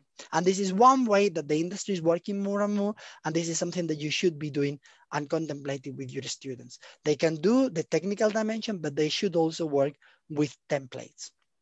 Traditionally, that's what they look like.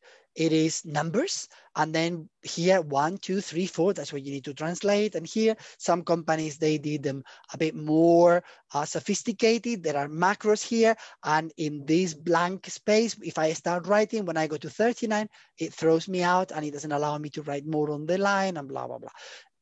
The subtitle number 1, the duration 2 seconds, begins here, ends there, and then I need to translate.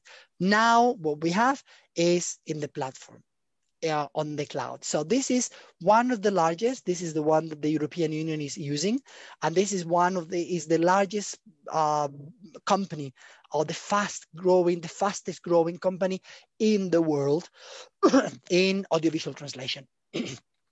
They are Swedish, in Gothenburg, and this is their platform. And you can see similar, not the same, but similar to the other one. You've got here your video, you've got your times, then you've got the template. So they've got here Amadeus, what operation. So everything is being done for you in English, and then you are expected here at the bottom to translate. So you've got the template, Amadeus, what operation, and then they're asking you to translate here. And when you write here, it will go red if you've written too much or giving you information. You can also format your text in here, and then you can add comments if you need to, if you are doing the revision of somebody else's work. This is the work environment towards we are going to. And this is going to be in the industry. This is now in the industry, and this is what everybody else is saying. This is the future. That's the way we're going to be working. Yeah.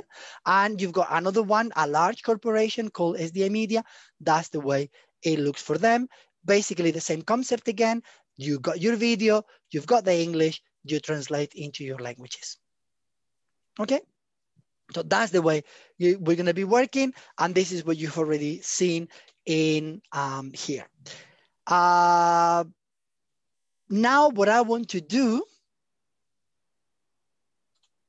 these are the pros. If you're working with templates, of course, because you're not doing the technical dimension, then you can speed up your translation. You're only doing but you're doing the linguistic side, but you're not spending time on the technical dimension, so you can produce more subtitles. That's cheaper for the company because you are going to be more productive, but also they only need one person to do the technical dimension rather than one each language. If you are a project management, a project manager, then it's easier to work with Looping, the new Netflix series that you know is going to be in 30 languages, and you know that subtitle in series 1, subtitle 22 is problematic because they're using swear words. Yeah, and then you know that in any language you can go to that subtitle. And subtitle 82 is funny, and you want to make sure that it's going to be funny in the translation. And then you know that in all the languages, 82 should be funny, and it's easy for you to check for compliance or for anything. So it's much easier in there. And if you are teaching, it's also good in the sense that if you give all your students the template, then when it comes to comparing your solutions and discussing potential translations, you are all working to the same parameters. They all are working to the same conditions. Otherwise, if they all do different timings, then they may say, well, in my case, the timing allows me for more text, so my translation is different and it's longer and it's not longer or whatever. So at the beginning, when you wanted to compare and see how they're doing things, then that may be also a very good solution. You're working as if you were with a written text, only that they're going to be working in the platform and they're going to be seeing the videos and seeing the translation. But all the solutions can be easily compared in between the students. And then some of the issues, problems that you should be aware. Sometimes when they are translating from written text, they sort of lose track of the audio. And what I do sometimes, I give them a template that contains mistakes. So I'll give them the year, they say in 1985, and I write in 1975, and see whether they are alert and looking. So proper names, I sometimes change the name, the surname, I put the H in a place that doesn't belong to, or things that I know they might be not aware of. Punctuation, I tend to use British punctuation that we don't use in Spanish, and then see whether they calculate as well. You need to be careful that you're not copying, because now you are translating from written text. You still need to be listening to the original, because that is what you are translating. Anybody's going to be listening and reading your subtitles. They're not going to be watching the template. Yeah, the working document. So I try to do that with the students and make sure that they are familiar.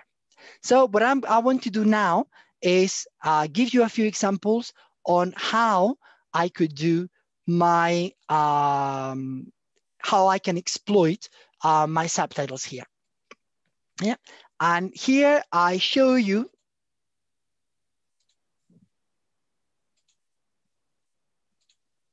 I've shown you this far, create. Yeah, the Create Pro. The Create Pro, you've already seen, is very simple, allows you to play a video here, and then you create your subtitles, and that's what you have to do. And then you've played already, and I'm pleased with that, and very simple. You can then import your subtitles and then send them to your students, or if your students are working with freeware, they can send them to you, and you can import rather than export, and then you can see subtitles created in other platforms or with other software. The other things that you can also do, and that's the one that I was recommending, is if I go out from here, I can work with Translate Pro. And then the Translate Pro is what everybody's using now for testing students or testing new subtitlers. So it looks slightly different. So I've created here one that I'm calling Ukraine. Okay, and what I've got here is a video that I've created for my students, and I like this video because it's complicated. And I'm gonna open my video here. It's the beginning of Mrs. Doubtfire. Let me see on my desktop, Ukraine and cartoon, this one. Okay.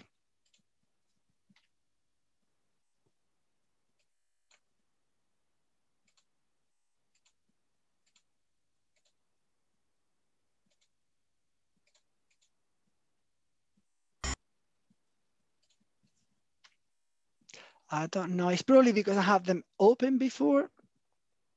New project. Now. Okay, so I'm creating this one here. So I'm going to, sorry, not that. So I've got my video, which I have created here. So I'm going to open my video, which is a challenging one. I can send you the material if you want to work with your students. And one easy way of dealing with my subtitles, for instance, I've got them here, is cartoon. Sorry, not Granada. Is Ukraine. So it's cartoon. So these are the subtitles here, which are in SRT. I can just drag them here. Yeah, simply dragging, even though it's on the cloud. And I say import. Okay, and then you've got here, I've got my video and my subtitles that I've given them. If you can see now, if I want to write here, I cannot do anything. The system won't allow me to. This is the original. They've got the information and I want them to translate. And you can see here, for instance, this subtitle is complicated. Police, civic authorities, ASPCA, ASAP, murder, betrayal, kidnap, no, burn. Yeah, so you've got here, for instance, the play on works, excuse me, you know, the police, civil authorities, ASPCSC, ASAP, they have to play with that and find the references. How can you recreate a play on words? Murder, betrayal, kidnap, no, birdnap.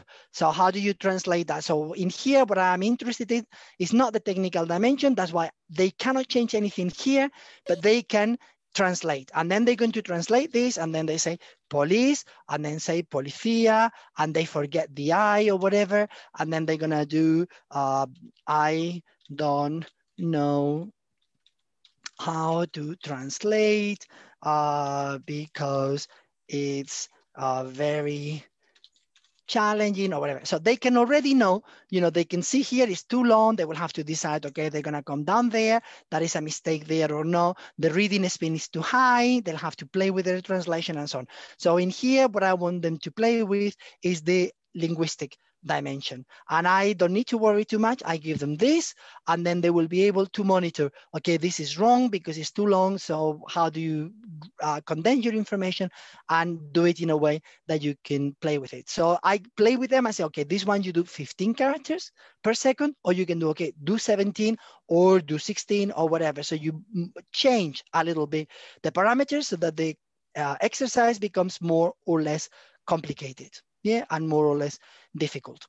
Now, this I've prepared myself, and this is what you are going to find as well in that book, in the website, lots of material. The subtitles are already done. So if they open the translate, then they can start translate, and then they can do it, and then they can send you the file, and then you can see if the translation is good or not, or they can show to the rest of the students, and then you can all share it and then see if they did it well or not.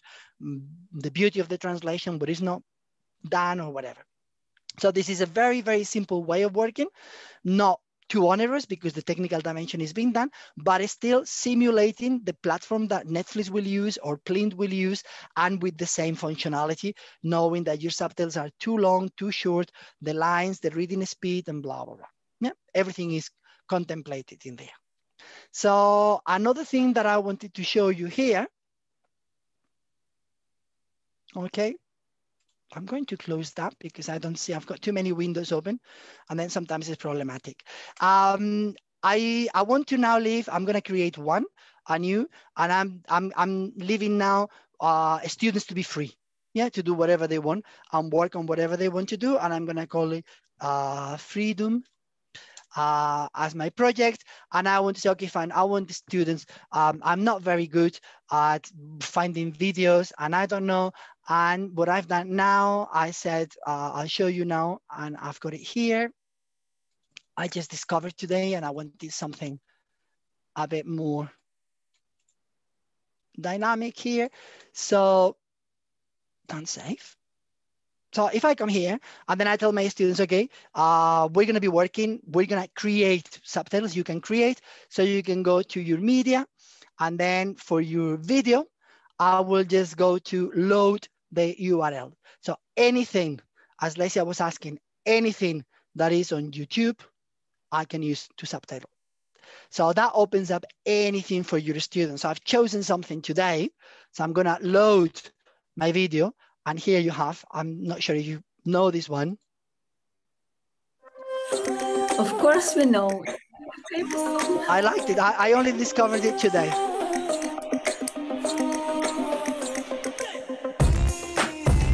Found something in Ukrainian, but anything that is on YouTube, you can use. The only shortcoming here is that down here, I don't see the sound wave or the shortcuts. Yeah, because it's working through another platform and makes it challenging. But if you want with the students, I can still go, if I go back with my video player, with my 5 and 4, I can go with 4. Yeah, and I can go back and I can see here and then decide when I'm going to stop and when I'm going to start doing my subtitle. So what I want to do, this is for my subtitle, Yeah,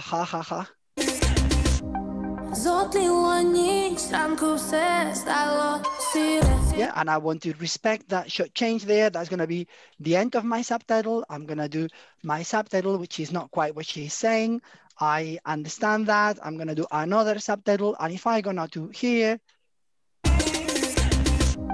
So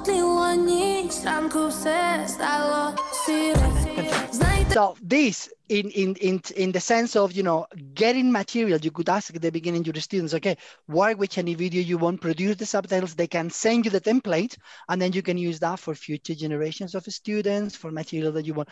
You don't need to worry about downloading, making it in a format that is going to be readable or anything, but it just available there. And you can see as well for companies, the beauty of this is that they don't need to send you anything either. They only send you an URL, or you are working on the platform, so you don't download, and then there is no risk of pirating the information, people sending their subtitles, their videos appearing somewhere pirated and so on. And particularly when they're always so zealous about the material that they are producing and the marketing of their new campaigns in subtitling. Yeah, so that is another way that you can exploit when you are working with this. And then the other thing that I also wanted to show, you can do, for instance, your translators have been, I'm going to produce a new one. I'm going to call it whichever. So this one here, review, if you want your students to work together to each other and then, you know, make sure that they understand the translation that other people have done, they provide feedback, and they can work as if they were revisers. So in here, what I can do is import my file, which I've got here.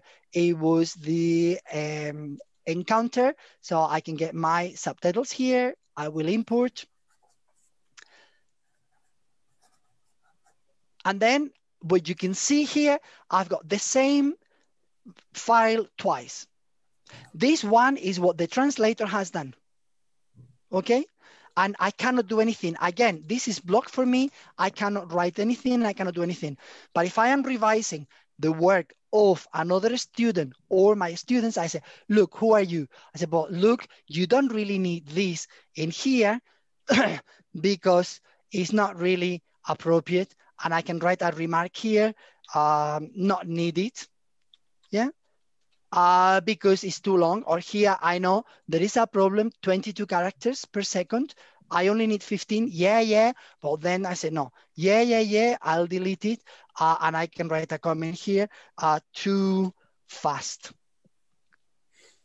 It was here, so it's too fast in the translation or whatever. I can give all those comments. So what I can see here now, if I send this file to the student, then the student can see the differences, and then they can see the first one, look what they've deleted, that the red, and I can see now the difference there. They've deleted, yeah, I know, yeah. If I wanted to change here, what then, and then is wrong, and then this should be an A or whatever in there, you can see that they're gonna see the red here and the green there, and all the changes that are taking place, they are there. Yeah, and then they can go. So it's a good way of giving them really specific feedback, or them being trained on how to provide feedback to other students and changing things and so on. So you are moving the tasks to the students, and then it's not just you commenting on all the students, but also I usually break my students in pairs. I say, okay, you exchange, and then you see how you provide feedback, be sure that you are constructive and not destructive, and that you can provide meaningful information and so on, and then see whether you agree or disagree and blah, blah, blah. So it's another activity that you can do with that. And then the last thing that I wanted to show you with this is something that you cannot do right now with any subtitling program, which is burn and encode. Basically, what I can do here is that I can get my subtitles, so I can import my subtitles here if I was a student, and then this is gonna be the file for this one. I'll import here. Yeah, and then it's going to generate a preview, okay? And then what I'm going to do is get my video, which is from desktop here, is Ukraine, and it's encounter, and it's this one. And what I'm going to do now is create one video with everything there. So it's all finished. If you don't like it here and you like it a bit bigger, I can say, well, okay, subtitles here, font size 18. I'm going to do 30, as I told you, which is the standard. Yeah. And now I'm going to go and burn my subtitles because it's very, very short. You can see that it's going to go pretty fast. And what it's going to do is now one only document that contains the subtitles. So anytime I open that with a video player, it's going to be playing my translation, my subtitles that I can share with my students, with my friends, or whatever. It goes, it saves it in my computer, whatever I got the video, in my directory. Here, remember, I created the Ukraine in my desktop, Ukraine. This is the video. And now it's an MP4 that when I open it, Look, who are you? It just has George, the subtitles that I've done. Yeah, I know. You told me that. Yeah.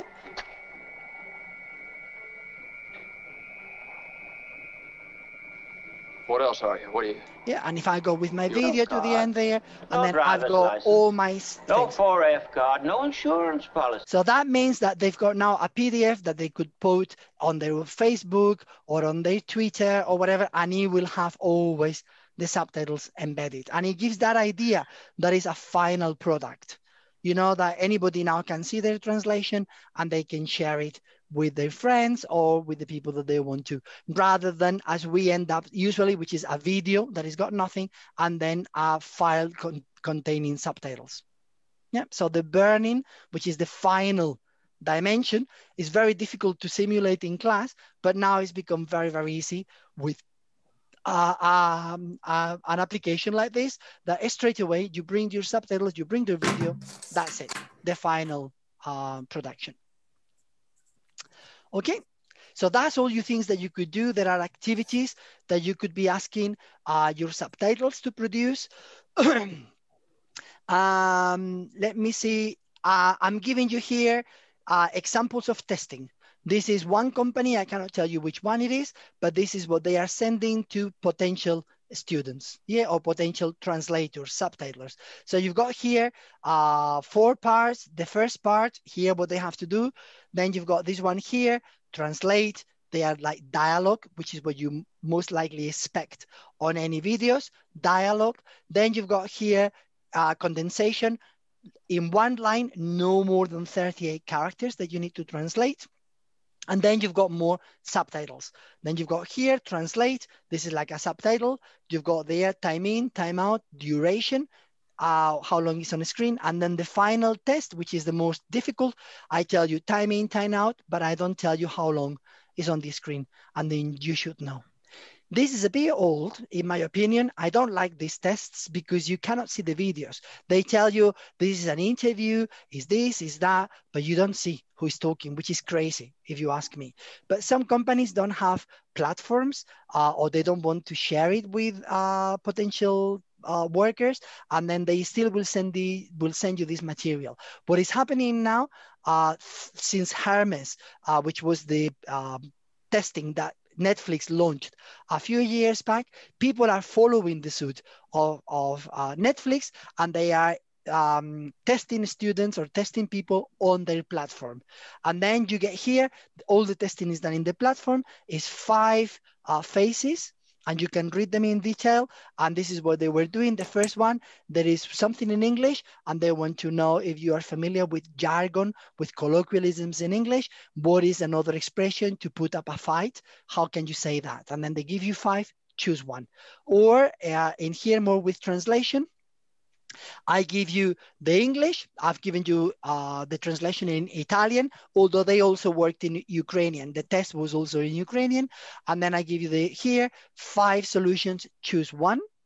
And then you've got here, this one is listening comprehension. You're listening something in English, and I'm giving you a solution in Italian. Choose which one it is. So you're listening in English, but you already need to make a decision in your target language. Or I show you a video, and it contains a subtitle, and you have to tell me, is the subtitle correct? Is incorrect? How is incorrect? Yeah, and I give you a little bit of time. So these are the activities that you could also do in your class with your students to make sure that they fully understand how it's done. And then you will be, now what you find is the platforms that I showed you earlier on, where they will be like Translate Pro. They will get the video, they will get the test in English, and then they have to translate. Yeah, and they will be may I a ask certain you? time. Yes. Don't you find a little bit strange this task where the candidate should choose some correct translation for jargon? I think if you don't know it, you just can look in a dictionary. It's not a problem. And for me, it's a little bit strange because it's abstract knowledge. It's not your functional skills or something like that. Yeah,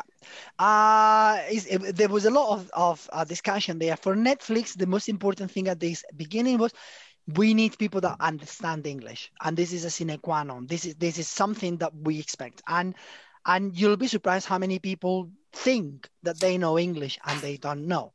What they wanted to as well was to do something that you can somehow automatically disregard the people that are not good.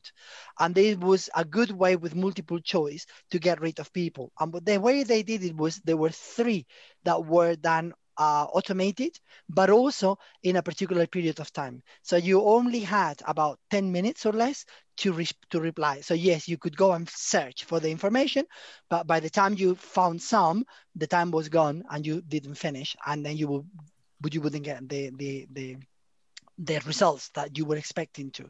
But that was a way of how can you test at a very large scale. And when we're talking about large scale, there were more than 500,000 who did the test, which that taught us many problems as well. Probably shouldn't have been free. Maybe you should do it in a different way and blah, blah. But that is the amount of people applying.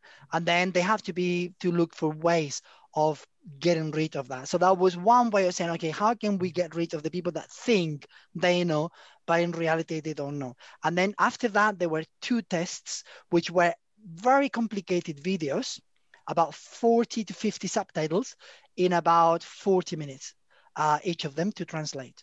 And they were challenging. They were really quickly spoken, many people, very dense, so that you needed to condense and so on. And those ones, they say, okay, these ones, we will have people checking them, but we don't want to do this at the beginning, that many people will do it just to see how it goes, and they don't even know English.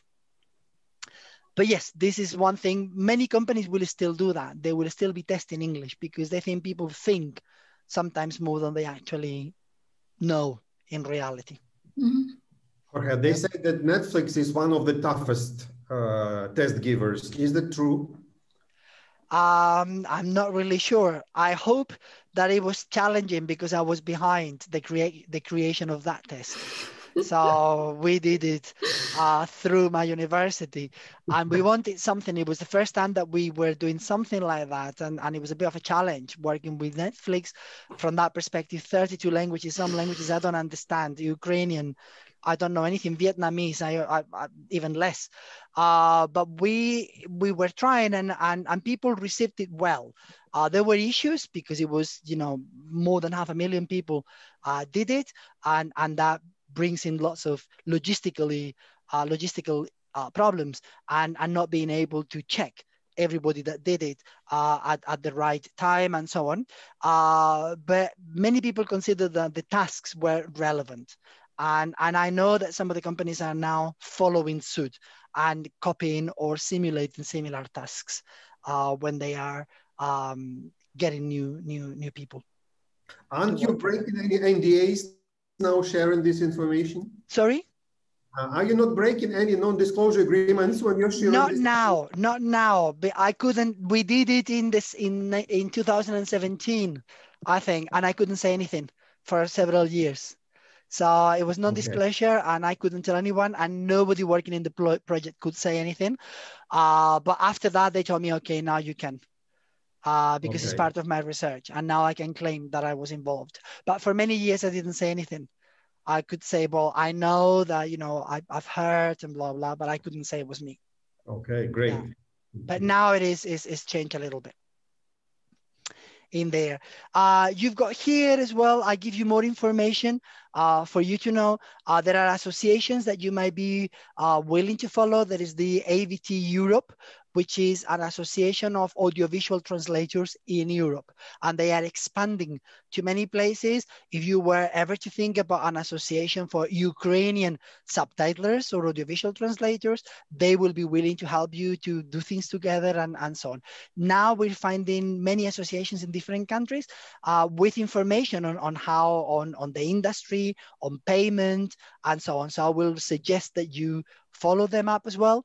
And there is a very new one, which is called Entertainment Globalization Association, created less than a month ago and is developing quite fast. They've got an area that is being called education that you might want to take a look and follow. And then they've got their members, they're all companies working in translating audiovisual programs.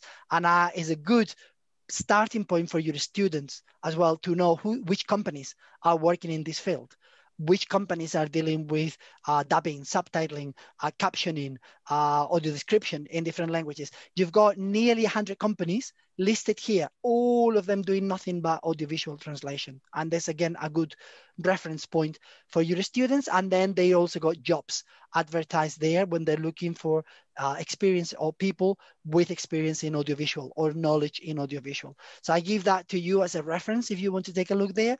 And I myself keep on board and keep abreast of changes because it's very, very difficult. But there are two main bodies, observatories, that take a look at audiovisual media in general, translation in general, on audiovisuals a lot of times, which are Slater and NIMSI. It's good for any translation, not just audiovisual, but they search the internet and they can send you, I am subscribed for a weekly digest. So I get, it's free. You don't have to pay. So they send me a digest and I get information on any publications that are new. And some of them are interesting and refer to audiovisual or terminology or cut tools or whatever. I choose which ones I read in more detail. But this is a way for me to keep alert of what things are changing in the industry because it's changing so fast that I find it very, very challenging sometimes in there. Yep. I promise to you that we will have questions and answers, and I'm very, very happy for anyone. I've been resolving some during these sessions, but if you need anything else, we have at least 3 minutes. I'm quite happy to stay a bit longer. If anybody wants to stay longer, I don't have an excuse that I have to run and catch the underground or anything. I am at home.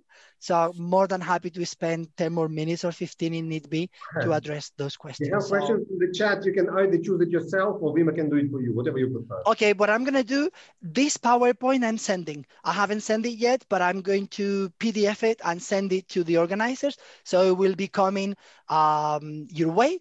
And then I'll stop sharing now that I can see better and more things here. And we can have more, I can have more a vision of the people here. So I've got one question, lots of them in here. I'm not sure where to start. In Ukraine, the rates for AVT are quite low. Have you noticed this trend in Britain? What do you think is the reason for that? Is Katerina Bodarenko. And there has been a trend, and there used to be a trend to lowering rates. And that was very problematic in the industry. And I think that's one of the reasons why many subtitlers have started to unionize somehow, to get in associations and working towards better deals in this field. My feeling now is that it's changing for the better. Netflix, for instance, when they did their testing, they were aware that people weren't being paid enough, and they did the test as a possibility, as a way for the best translators to be able to charge more money. And they made their pay rates available everywhere. So it was online and you could see the rates. I've got the rates, I can send them to you. The list starting from about $12 per minute. Yeah, and there are various ways of paying, but usually they will pay you per minute of program, which can be a little bit unfair. If they are talking a lot, that is not much. If they are very silent and then they go in the landscape and you can enjoy the, the sunrise, then it's ideal, let's hope that the sunrise will last forever and then you get paid every minute that the sun is rising. But if it's a Woody Allen talking like non-stop, is a very challenge ordeal in dealing with that. So you get paid per minute, and as I said, some companies, Netflix made it freely available what they pay, and now they're asking the people working for them to pay a certain minimum of that. And we're seeing now the increase on some of them. The idea and the way that Netflix did it was, okay, once you do the test with us, we will give you a number. And we know which people are good because they've done a good test here. And then what they are doing now is with the companies, they're telling them, okay, we've got The Crown. And The Crown is one of our best TV shows. We don't want you to give it to anybody. So we want you to give it to anybody that has got a Hermes number or a Hermes result, which is above X. And then the companies go to people and say, well, listen, we need to work for this, for Netflix. They need to be really, we would like to work with you because you've got a high number. Then you can say, how much do you pay me? And if they pay you 2, you say, well, sorry, but I'm too busy. I don't do it for less than 5. And the company knows that they cannot do it with anyone because they will have to tell to Netflix who's done it. And that's where you, as a translator, can negotiate a bit more than before. Before they tell you, we pay you 3, no negotiation.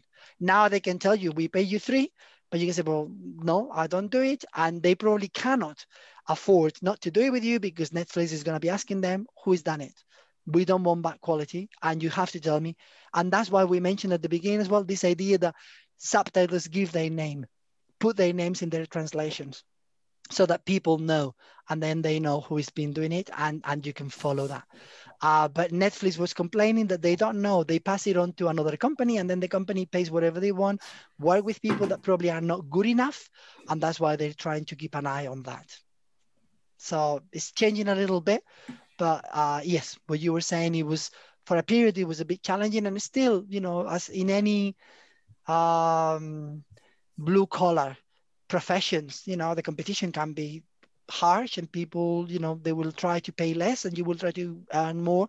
I know this from writers, from photographers, and all these liberal arts.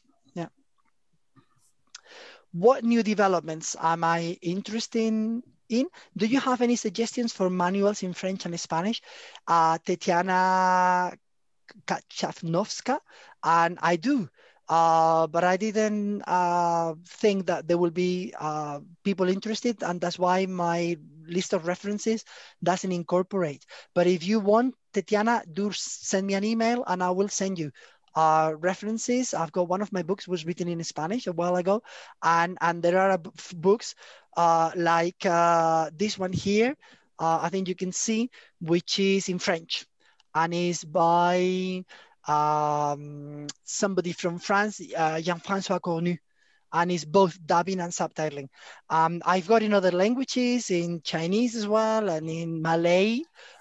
They've been written books. I don't understand what they say, but I like having books like this, and I have in many languages. In Italian, there is a lot of work as well.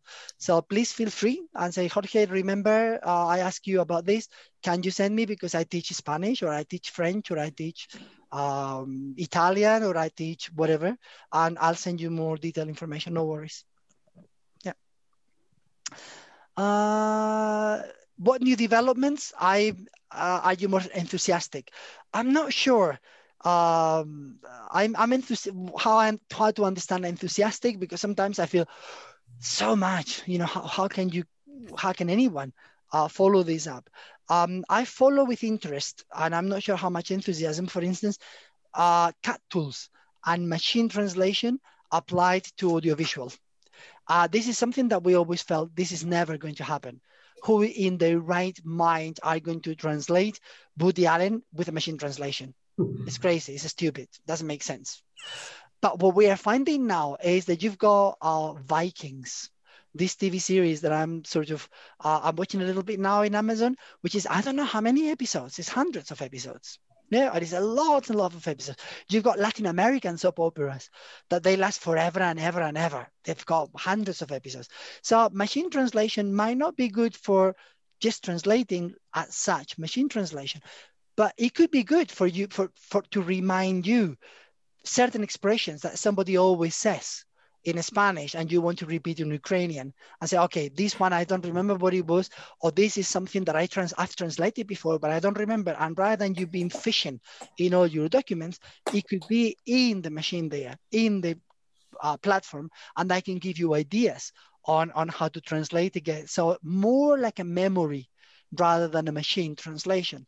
Although now we're finding these hybrids that are, because they're statistical and they just work on translation that you've done, that can help you deal with that. So I find that I follow it with interest. I'm not sure, and there is the risk. You don't want to be post-editing all the time, and particularly if the post-editing is boring and is badly made, then the output from the machine translation, then it becomes a nightmare rather than enjoyable. But looking at the potential, I know that is needed, and I understand why some companies. I was reading, looking about things, just to give you a very little idea. But every minute of our lives, every minute that I've been speaking now, more than 300 hours of video is uploaded to YouTube. That's only YouTube. That doesn't even consider Bilibili, which is the largest in the world in China. It doesn't consider Vivo. It doesn't consider all these platforms around where people can upload videos. But it is that everybody is dealing with videos. And companies say, we don't have enough. We don't have enough people. We have too much material, too many videos. And even if everybody was a subtitler, we couldn't subtitle everything that is out there. So that's why Google, YouTube, the MIT, Massachusetts Institute of Technology, Yale University, Columbia University, these are big players in academia, in research. They've been dealing with machine translation in subtitling since the 2000s. 2004, Google already, and YouTube started with automated machine translation, subtitles. So I can see their interest. I can see why they're looking at that, but I think it's still a long way to go. And I think it should be with translators involved. And that is something that sometimes is forgotten. I'll tell you, a large corporation, they asked about subtitles. What would you like in our platform? And you know what subtitles were asking for? A spell checker, a bloody spell checker. They've been around for donkeys. But in this case, the developers, they didn't think about adding a spell checker because they are developers. They're not linguists. They're not translators. So they created all these platforms, a beautiful platform that you could do all the things, and they forgot to have a spell checker. And then the translator was asking, can you please add a spell checker? So, oh, yes, we'll do that. It shouldn't be too complicated. But they're not thinking because we're not part of that discussions. And that's what I think we should be more in there. Look, we have report it directly, for example, to Grammarly, and ask them to develop some tool exactly for cut tools for audiovisual translators, because they work on spell checking and grammar checking. Yeah. But now, for instance, Una, their spell checker is not really good sometimes with certain languages. Some languages are okay, but some others are not. And what I ask my students is, okay, export. And then you can export like a RTF, which is like a Word document. And then you can use the spell checker in Word, which is very good. Or is better than the one in Una. But we're still struggling. Those are the shortcomings that we find. That technology seems amazing. The things that we can do, it really is unbelievable, the potential. But because we don't get somehow engaged, or because they don't ask us, then we're not really making the most of it. And that's why I like now working with these companies and trying to make things a bit more helping us in the way we're doing things. One of the things, for instance, in all these platforms that I was showing you, when I come into the platform, into Una, what I can do, and imagine I am a project manager, I can say, okay, I've got these I'm translating Vikings. I've sent the latest episode to Lesia. She's translating into Spanish. And Lesia, I need it for Monday. This is Saturday, and I can do two things. I can send an email to Lesia and say, Lesia, would it be ready for Monday? And then Lesia might say, oh dear, I haven't done it. I went out partying. I don't do this, blah, blah. But oh yeah, Jorge, I'll do it. Yeah, don't worry. But I'm worrying because she hasn't sent me anything and I don't know anything. So I have to trust her that she's going to deliver.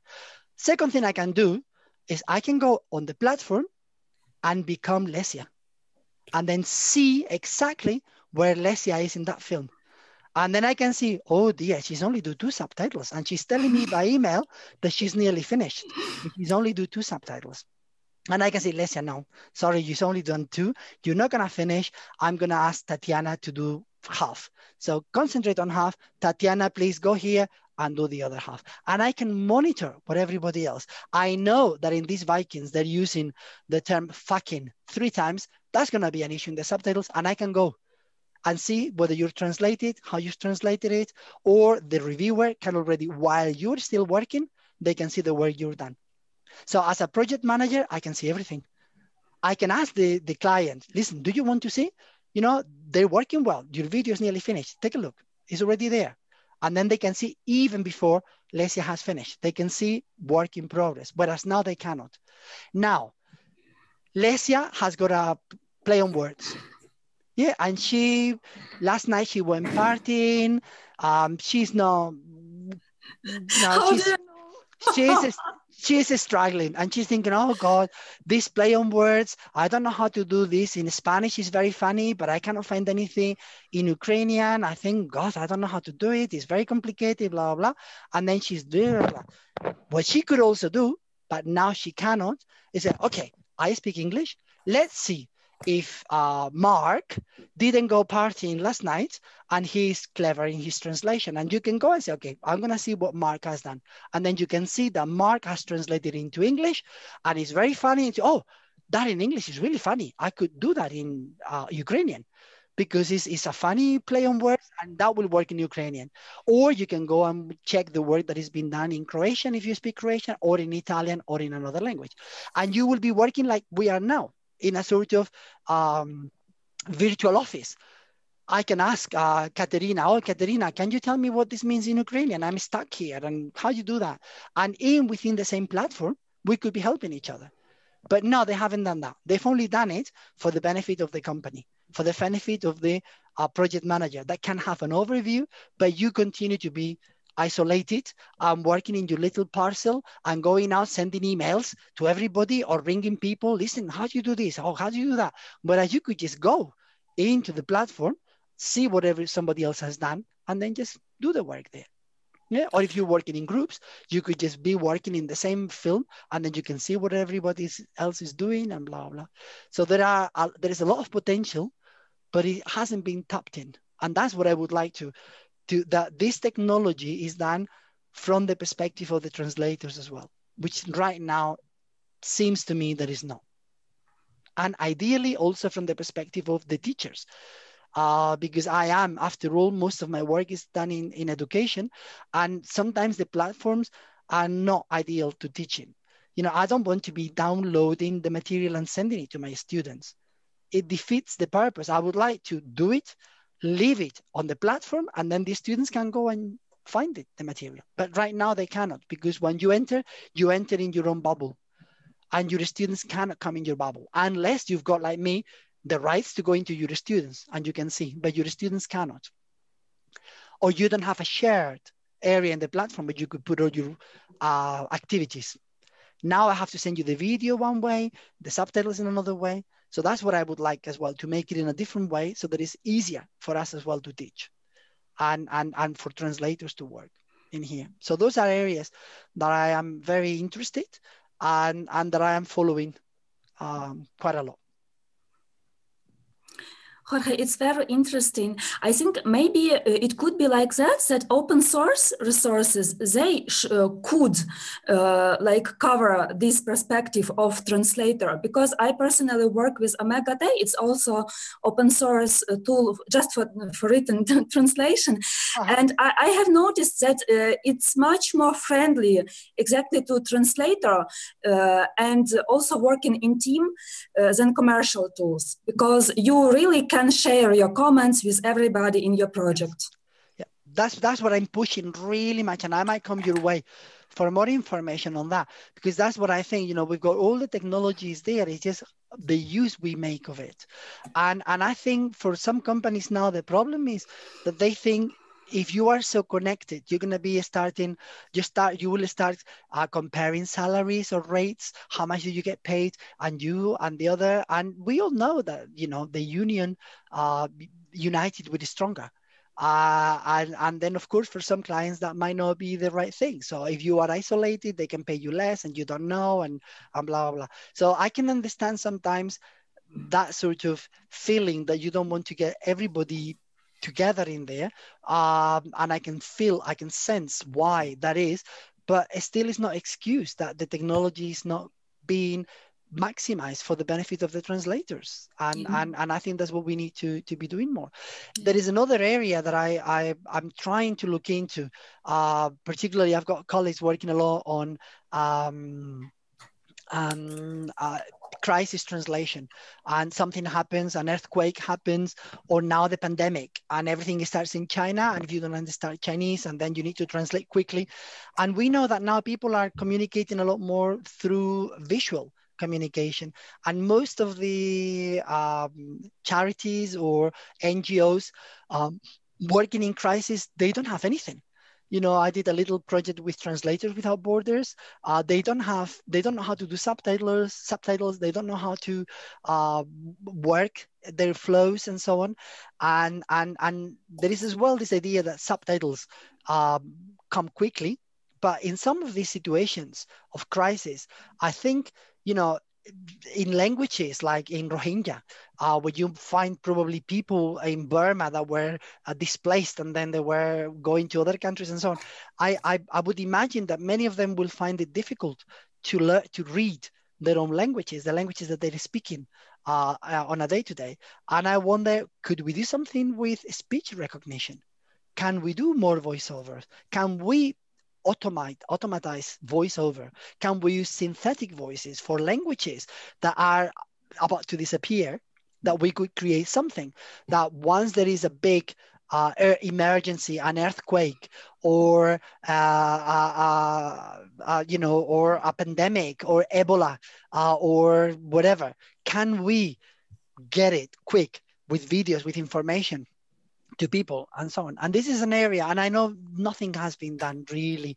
People are, when they talk about crisis translation, it's always written text or messages to your mobile, but this is always written text. For some people, they might not be able to read it because they are languages that are spoken in Africa that they don't have a written form. And even when they do, some people are illiterate in their language because they are not familiar with that. They only use it for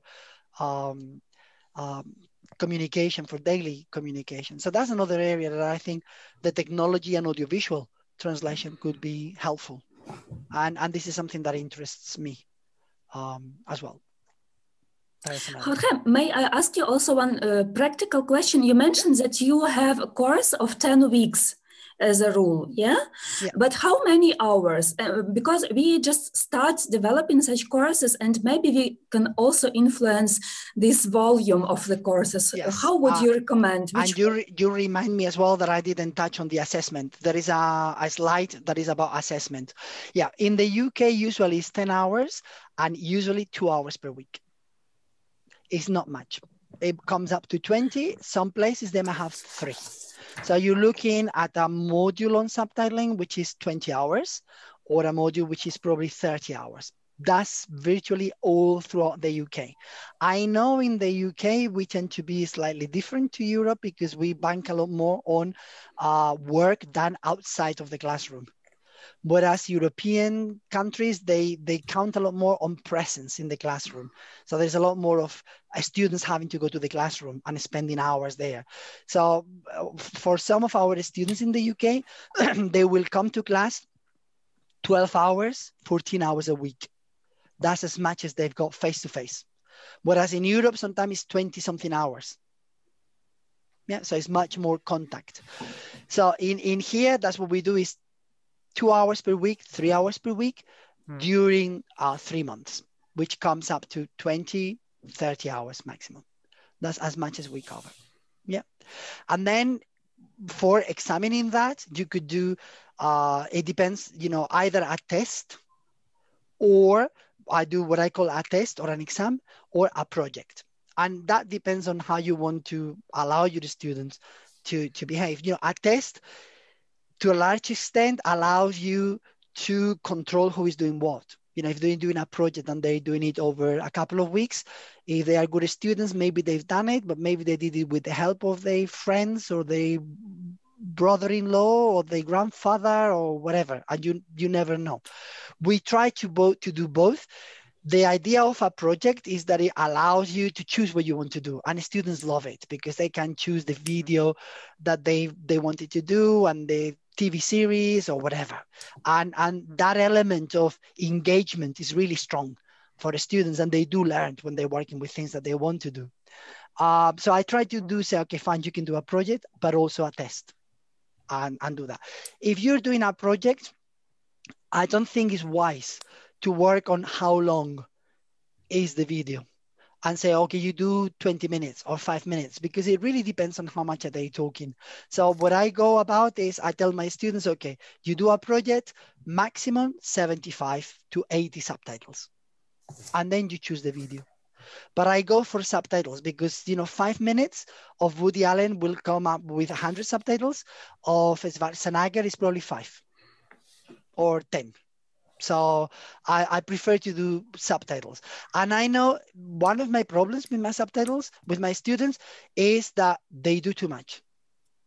I tell them do 75 and they, oh, I was carried away, I've done 120. Well, tough luck. I'm only correcting 75 because I've got 60 students, 125 per student. I'll end up my life just correcting.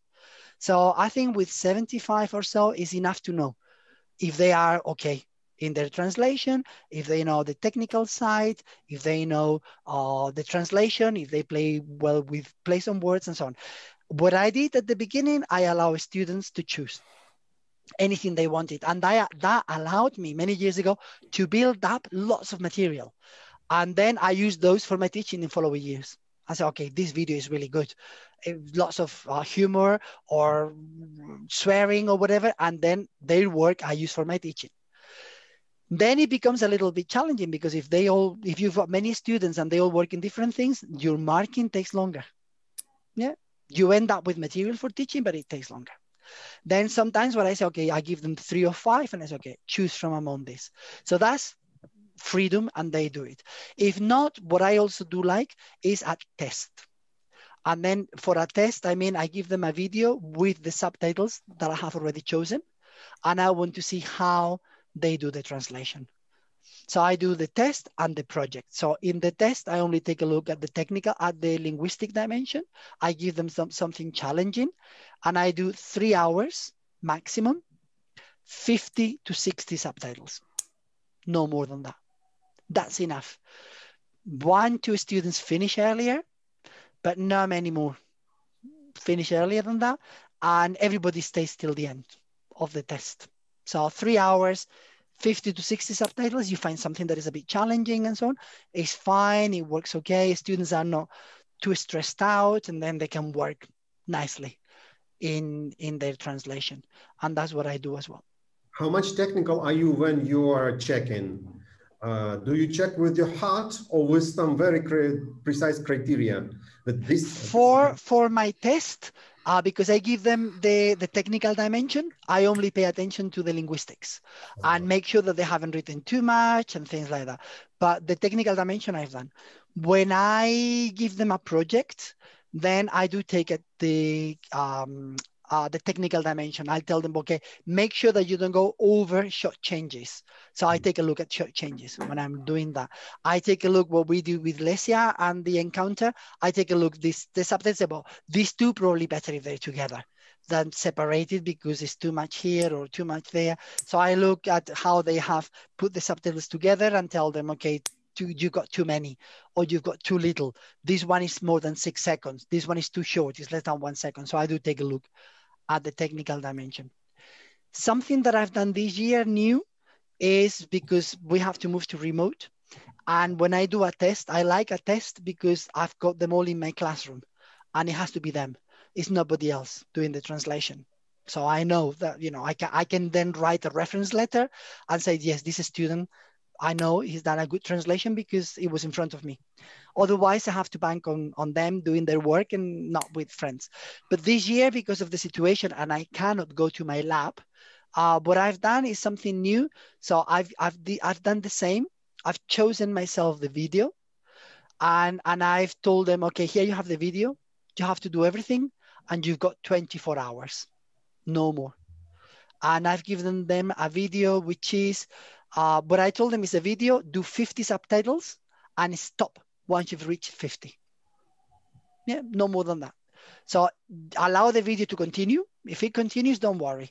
But I want you to do 50 or 60, and you've got 24 hours. Yeah, so see how you do it. And it's worked okay. I didn't have any problems with the students. All of them worked.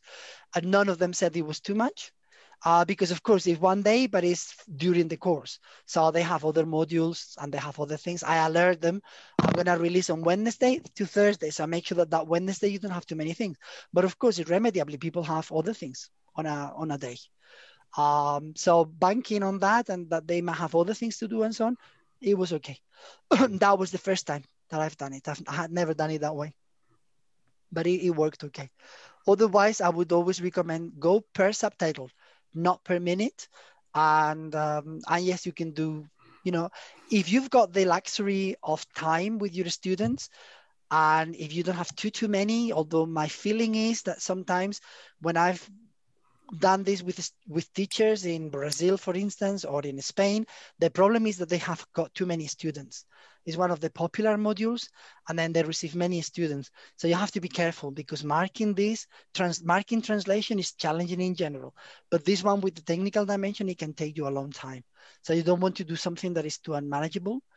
So that's why I'm very strict that I said no more than X subtitles, because otherwise, if it was for the students, they would like to do the whole episode. And say, well, no, you know, I have to be sensible because it's my marking here. So you have to be careful of that. And so ideally, if you don't have too many students, then a test and a project is ideal. And that's what I've done for many years, you know, because the project allows them to, you know, enjoy the whole thing and find the material that they want to use and so on. And then the test, you can just focus on the technology, on the linguistics only. That's what I prefer. But I do understand that sometimes is a killer when it comes to marking. And you have to be careful how this is then acknowledged by your university and by the people considering, you know, your marking load and so on.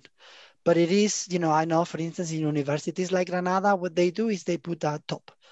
And they don't allow more than X number of students because they receive in the hundreds and they just don't have enough. So they sometimes say, okay, fine, 50 students only, no more. And they probably receive 250 requests. So that's the way they manage as well, the number. Yeah. Thank you a lot. And Jorge, I also want to thank you from all the participants. I'm sure that everybody has discovered a lot of interesting advices. And as for me, I especially appreciate this simple scheme which you gave us to produce the subtitle, to take any video, to produce the subtitles by yourself, then translate it and embed it in a file. I think it's really very simple, and having these tools, you really can build a course, maybe simple course, but still you can start with it. But it might be simple in the way it looks and so on, but it's truly professional because that is what the industry is working. And that's what I like is the simplicity without betraying what students might be doing in their real life. And you might be doing something very simple, but then they find when they go to a company, say, well, God, what I've done in my university is good for nothing because it doesn't reflect what people are doing. But this is actually what they are using. This is actually the way it looks. And that's the way companies are developing their different platforms. So that's what I like. That's why I like working with this thing. This is what you're going to find. This is, you work, you finish your studies, and you can swimmingly go into any workflow, because yes, it might be slightly different the way it looks, but the essence is the same, the way you're going to be doing your subtitles and so on. So yeah. Thank you a lot. And thank you everybody that you shared this evening and this wonderful webinar with us. My pleasure. As I said, I'm quite happy for anything. If you need any more questions, just please do so. I can understand somebody is asking that Alexander asked something before, but I didn't reply to that. And I didn't see that. You have replied it, no problem. No problem at all. It's a long one, but what is the gist? It was fan subbing. Yes, it was about fan subbing and about whether, how to call it, whether there is something useful in what fan subbers are doing that professionals can absorb. Okay, it's a very challenging topic, and when we talk about fan subbing, sometimes they're not amateur translators. Sometimes they are actually professionals, and there are people. I have got quite a few colleagues in Spain. They do fan subbing because they are against the political parties, and then they're doing this to distribute, and then for people to know about political members of political parties, and they want to show them in disgrace and how badly they're doing things and blah blah. So they're doing it with a purpose, and it's not just anime and things like that. I think there are a few things that we can learn, and creativity probably is one of those, that we could be a bit more creative in the way we do subtitling. I'm surprised, for instance, in China, and this links with political situations, the government doesn't allow too much importation of foreign programs. So people are using fan subbing in a way to bring in productions, TV series that otherwise wouldn't be watched in China. And that is the way. So there is this way of bypassing certain legislation. But in some ways, it's worked so well that now these fan subbers have become companies. And they have evolved because there aren't enough companies in the country to work with audiovisual, because in China, they were appointed by the government to deal with foreign productions. So now that there are more and more programs, there aren't enough people qualified, and these fan subbers have become professional subtitlers with companies. And their own platforms, similar platforms. The only thing that one of the ones that I've seen is only in Chinese. It hasn't been customized in English, but that is the way they're doing it. And that is a way that many Chinese start fan subbing, because they know there might be a possibility to become professionals in those environments, because it's growing really fast and on the margins of the government. So we still don't know what will happen there, but they are developing in that way. So there are a few things that we can get from there. One other novel approach that I was interesting, and somebody was asking, what do you think is interesting, is this idea of pairing up with fan subbers, for instance, or with, how was the term that I was reading only yesterday? Live streaming sellers. So it's a new trend now to sell things, streaming and live, or explaining what you're doing. In China is the top. And then it will be something like me telling you, well, here you have, this is a book, it's a lovely book. You know, you open by this page and then you will gonna find this and blah, blah, blah. And then if you want, I can sell it to you and make it red. And then if you buy this, I will also give you this pen because it's gonna be blah, blah. And this is becoming more and more popular. And one of the challenges is that Chinese are doing it in English because they want to sell abroad, but no more. And their markets in Russia, they say, in Spanish speaking countries, not enough people. So the idea is, why don't you pair up a translator to produce subtitles with a YouTuber or telestreaming or whatever, that they make a lot of money, these influencers, through YouTube, and then you can quantify. You know, you're not a translator, you're not offering your services paid for, but you become a 20% member of that project. So I'm going to translate into Spanish, but all the clicks on the Spanish videos, which is the way you get money, I will get it for me as a translator. So I'm doing it for free to start with, but if this video is successful or your series is successful, then part of that money comes to me, which is the way the YouTubers are doing. And this is what some companies are looking at in China. Is okay, it's a new model. It's not the model, the traditional model. It's a client, you do the translation, I pay you, bye-bye. This is a bit more risky. You risk it and say, okay, fine. You know, but if you want to open up your market in Ukraine, I am willing to do your subtitles, then see how it goes. But the money you get through this influencing in Ukraine, and this is very simple, you can monitor how many clicks and how many people are watching, then I will get X amount. That's your negotiation power, 50%, 80%, you know, and then the same way that the influencer is making money, you could make a bit of money in there. Now we've got a huge scandal in Spain because many of these influencers, they are rich. So much so that they live in Spain and going to Andorra so that they don't have to pay taxes in Spain because they say they have to pay too much tax and they've got too many millions. Yeah, and this is all in the news now. If you follow, it was the other day with one guy that is there. So it's a lot of money in there. And right now they only do things in their own language. This guy is only Spanish. He's not doing anything in other languages. It's only Spanish and video games. That's what he does. I remember another guy was cars. He just shows cars. You know, he just drives cars and records himself and puts them there. And they've got millions of followers. You know, they banking on, you know, 5-6 million people following those videos. You know, and I don't know if you know, the biggest person on this world is not Lady Gaga, it's not Madonna, it's not anyone, is PewDiePie, which is this Swedish guy that does videos. I've seen 1 or 2 videos and I don't think I can watch more because they are, to me, boring beyond belief. Over 100 million followers. It's like Netflix. It's like Netflix, one guy doing silly videos. And the only time YouTube canceled the videos, the subtitles, because you can produce subtitles with YouTube. And at one point they canceled, they stopped it. It was because this guy, PewDiePie, people were, because it's so popular, people were doing subtitles. And in the subtitles, they were putting publicity and advertising products because they thought, okay, if so many people are watching him, let's put products here and there. And then the guy complained and YouTube stopped putting subtitles. So that is the power that you find in some of these places on how people are using this.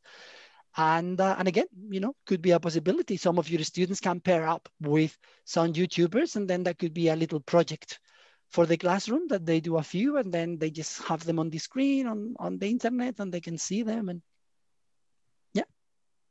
Jorge, thank you very much. You have changed our worldview. It will never be the same now. Thank you. Now you will hate me every time you watch subtitles. Oh God, you know, that's wrong. No, that should be that. No, that. Yes, great. Thank you very much. It was really something. We feel after these 2 webinars like we had the 30-hour course of subtitling, and I'm sure it will be very much useful. Dear friends, thank you very much. We'll share the video recording of both webinars, I guess, next week, together with the materials that Jorge will produce.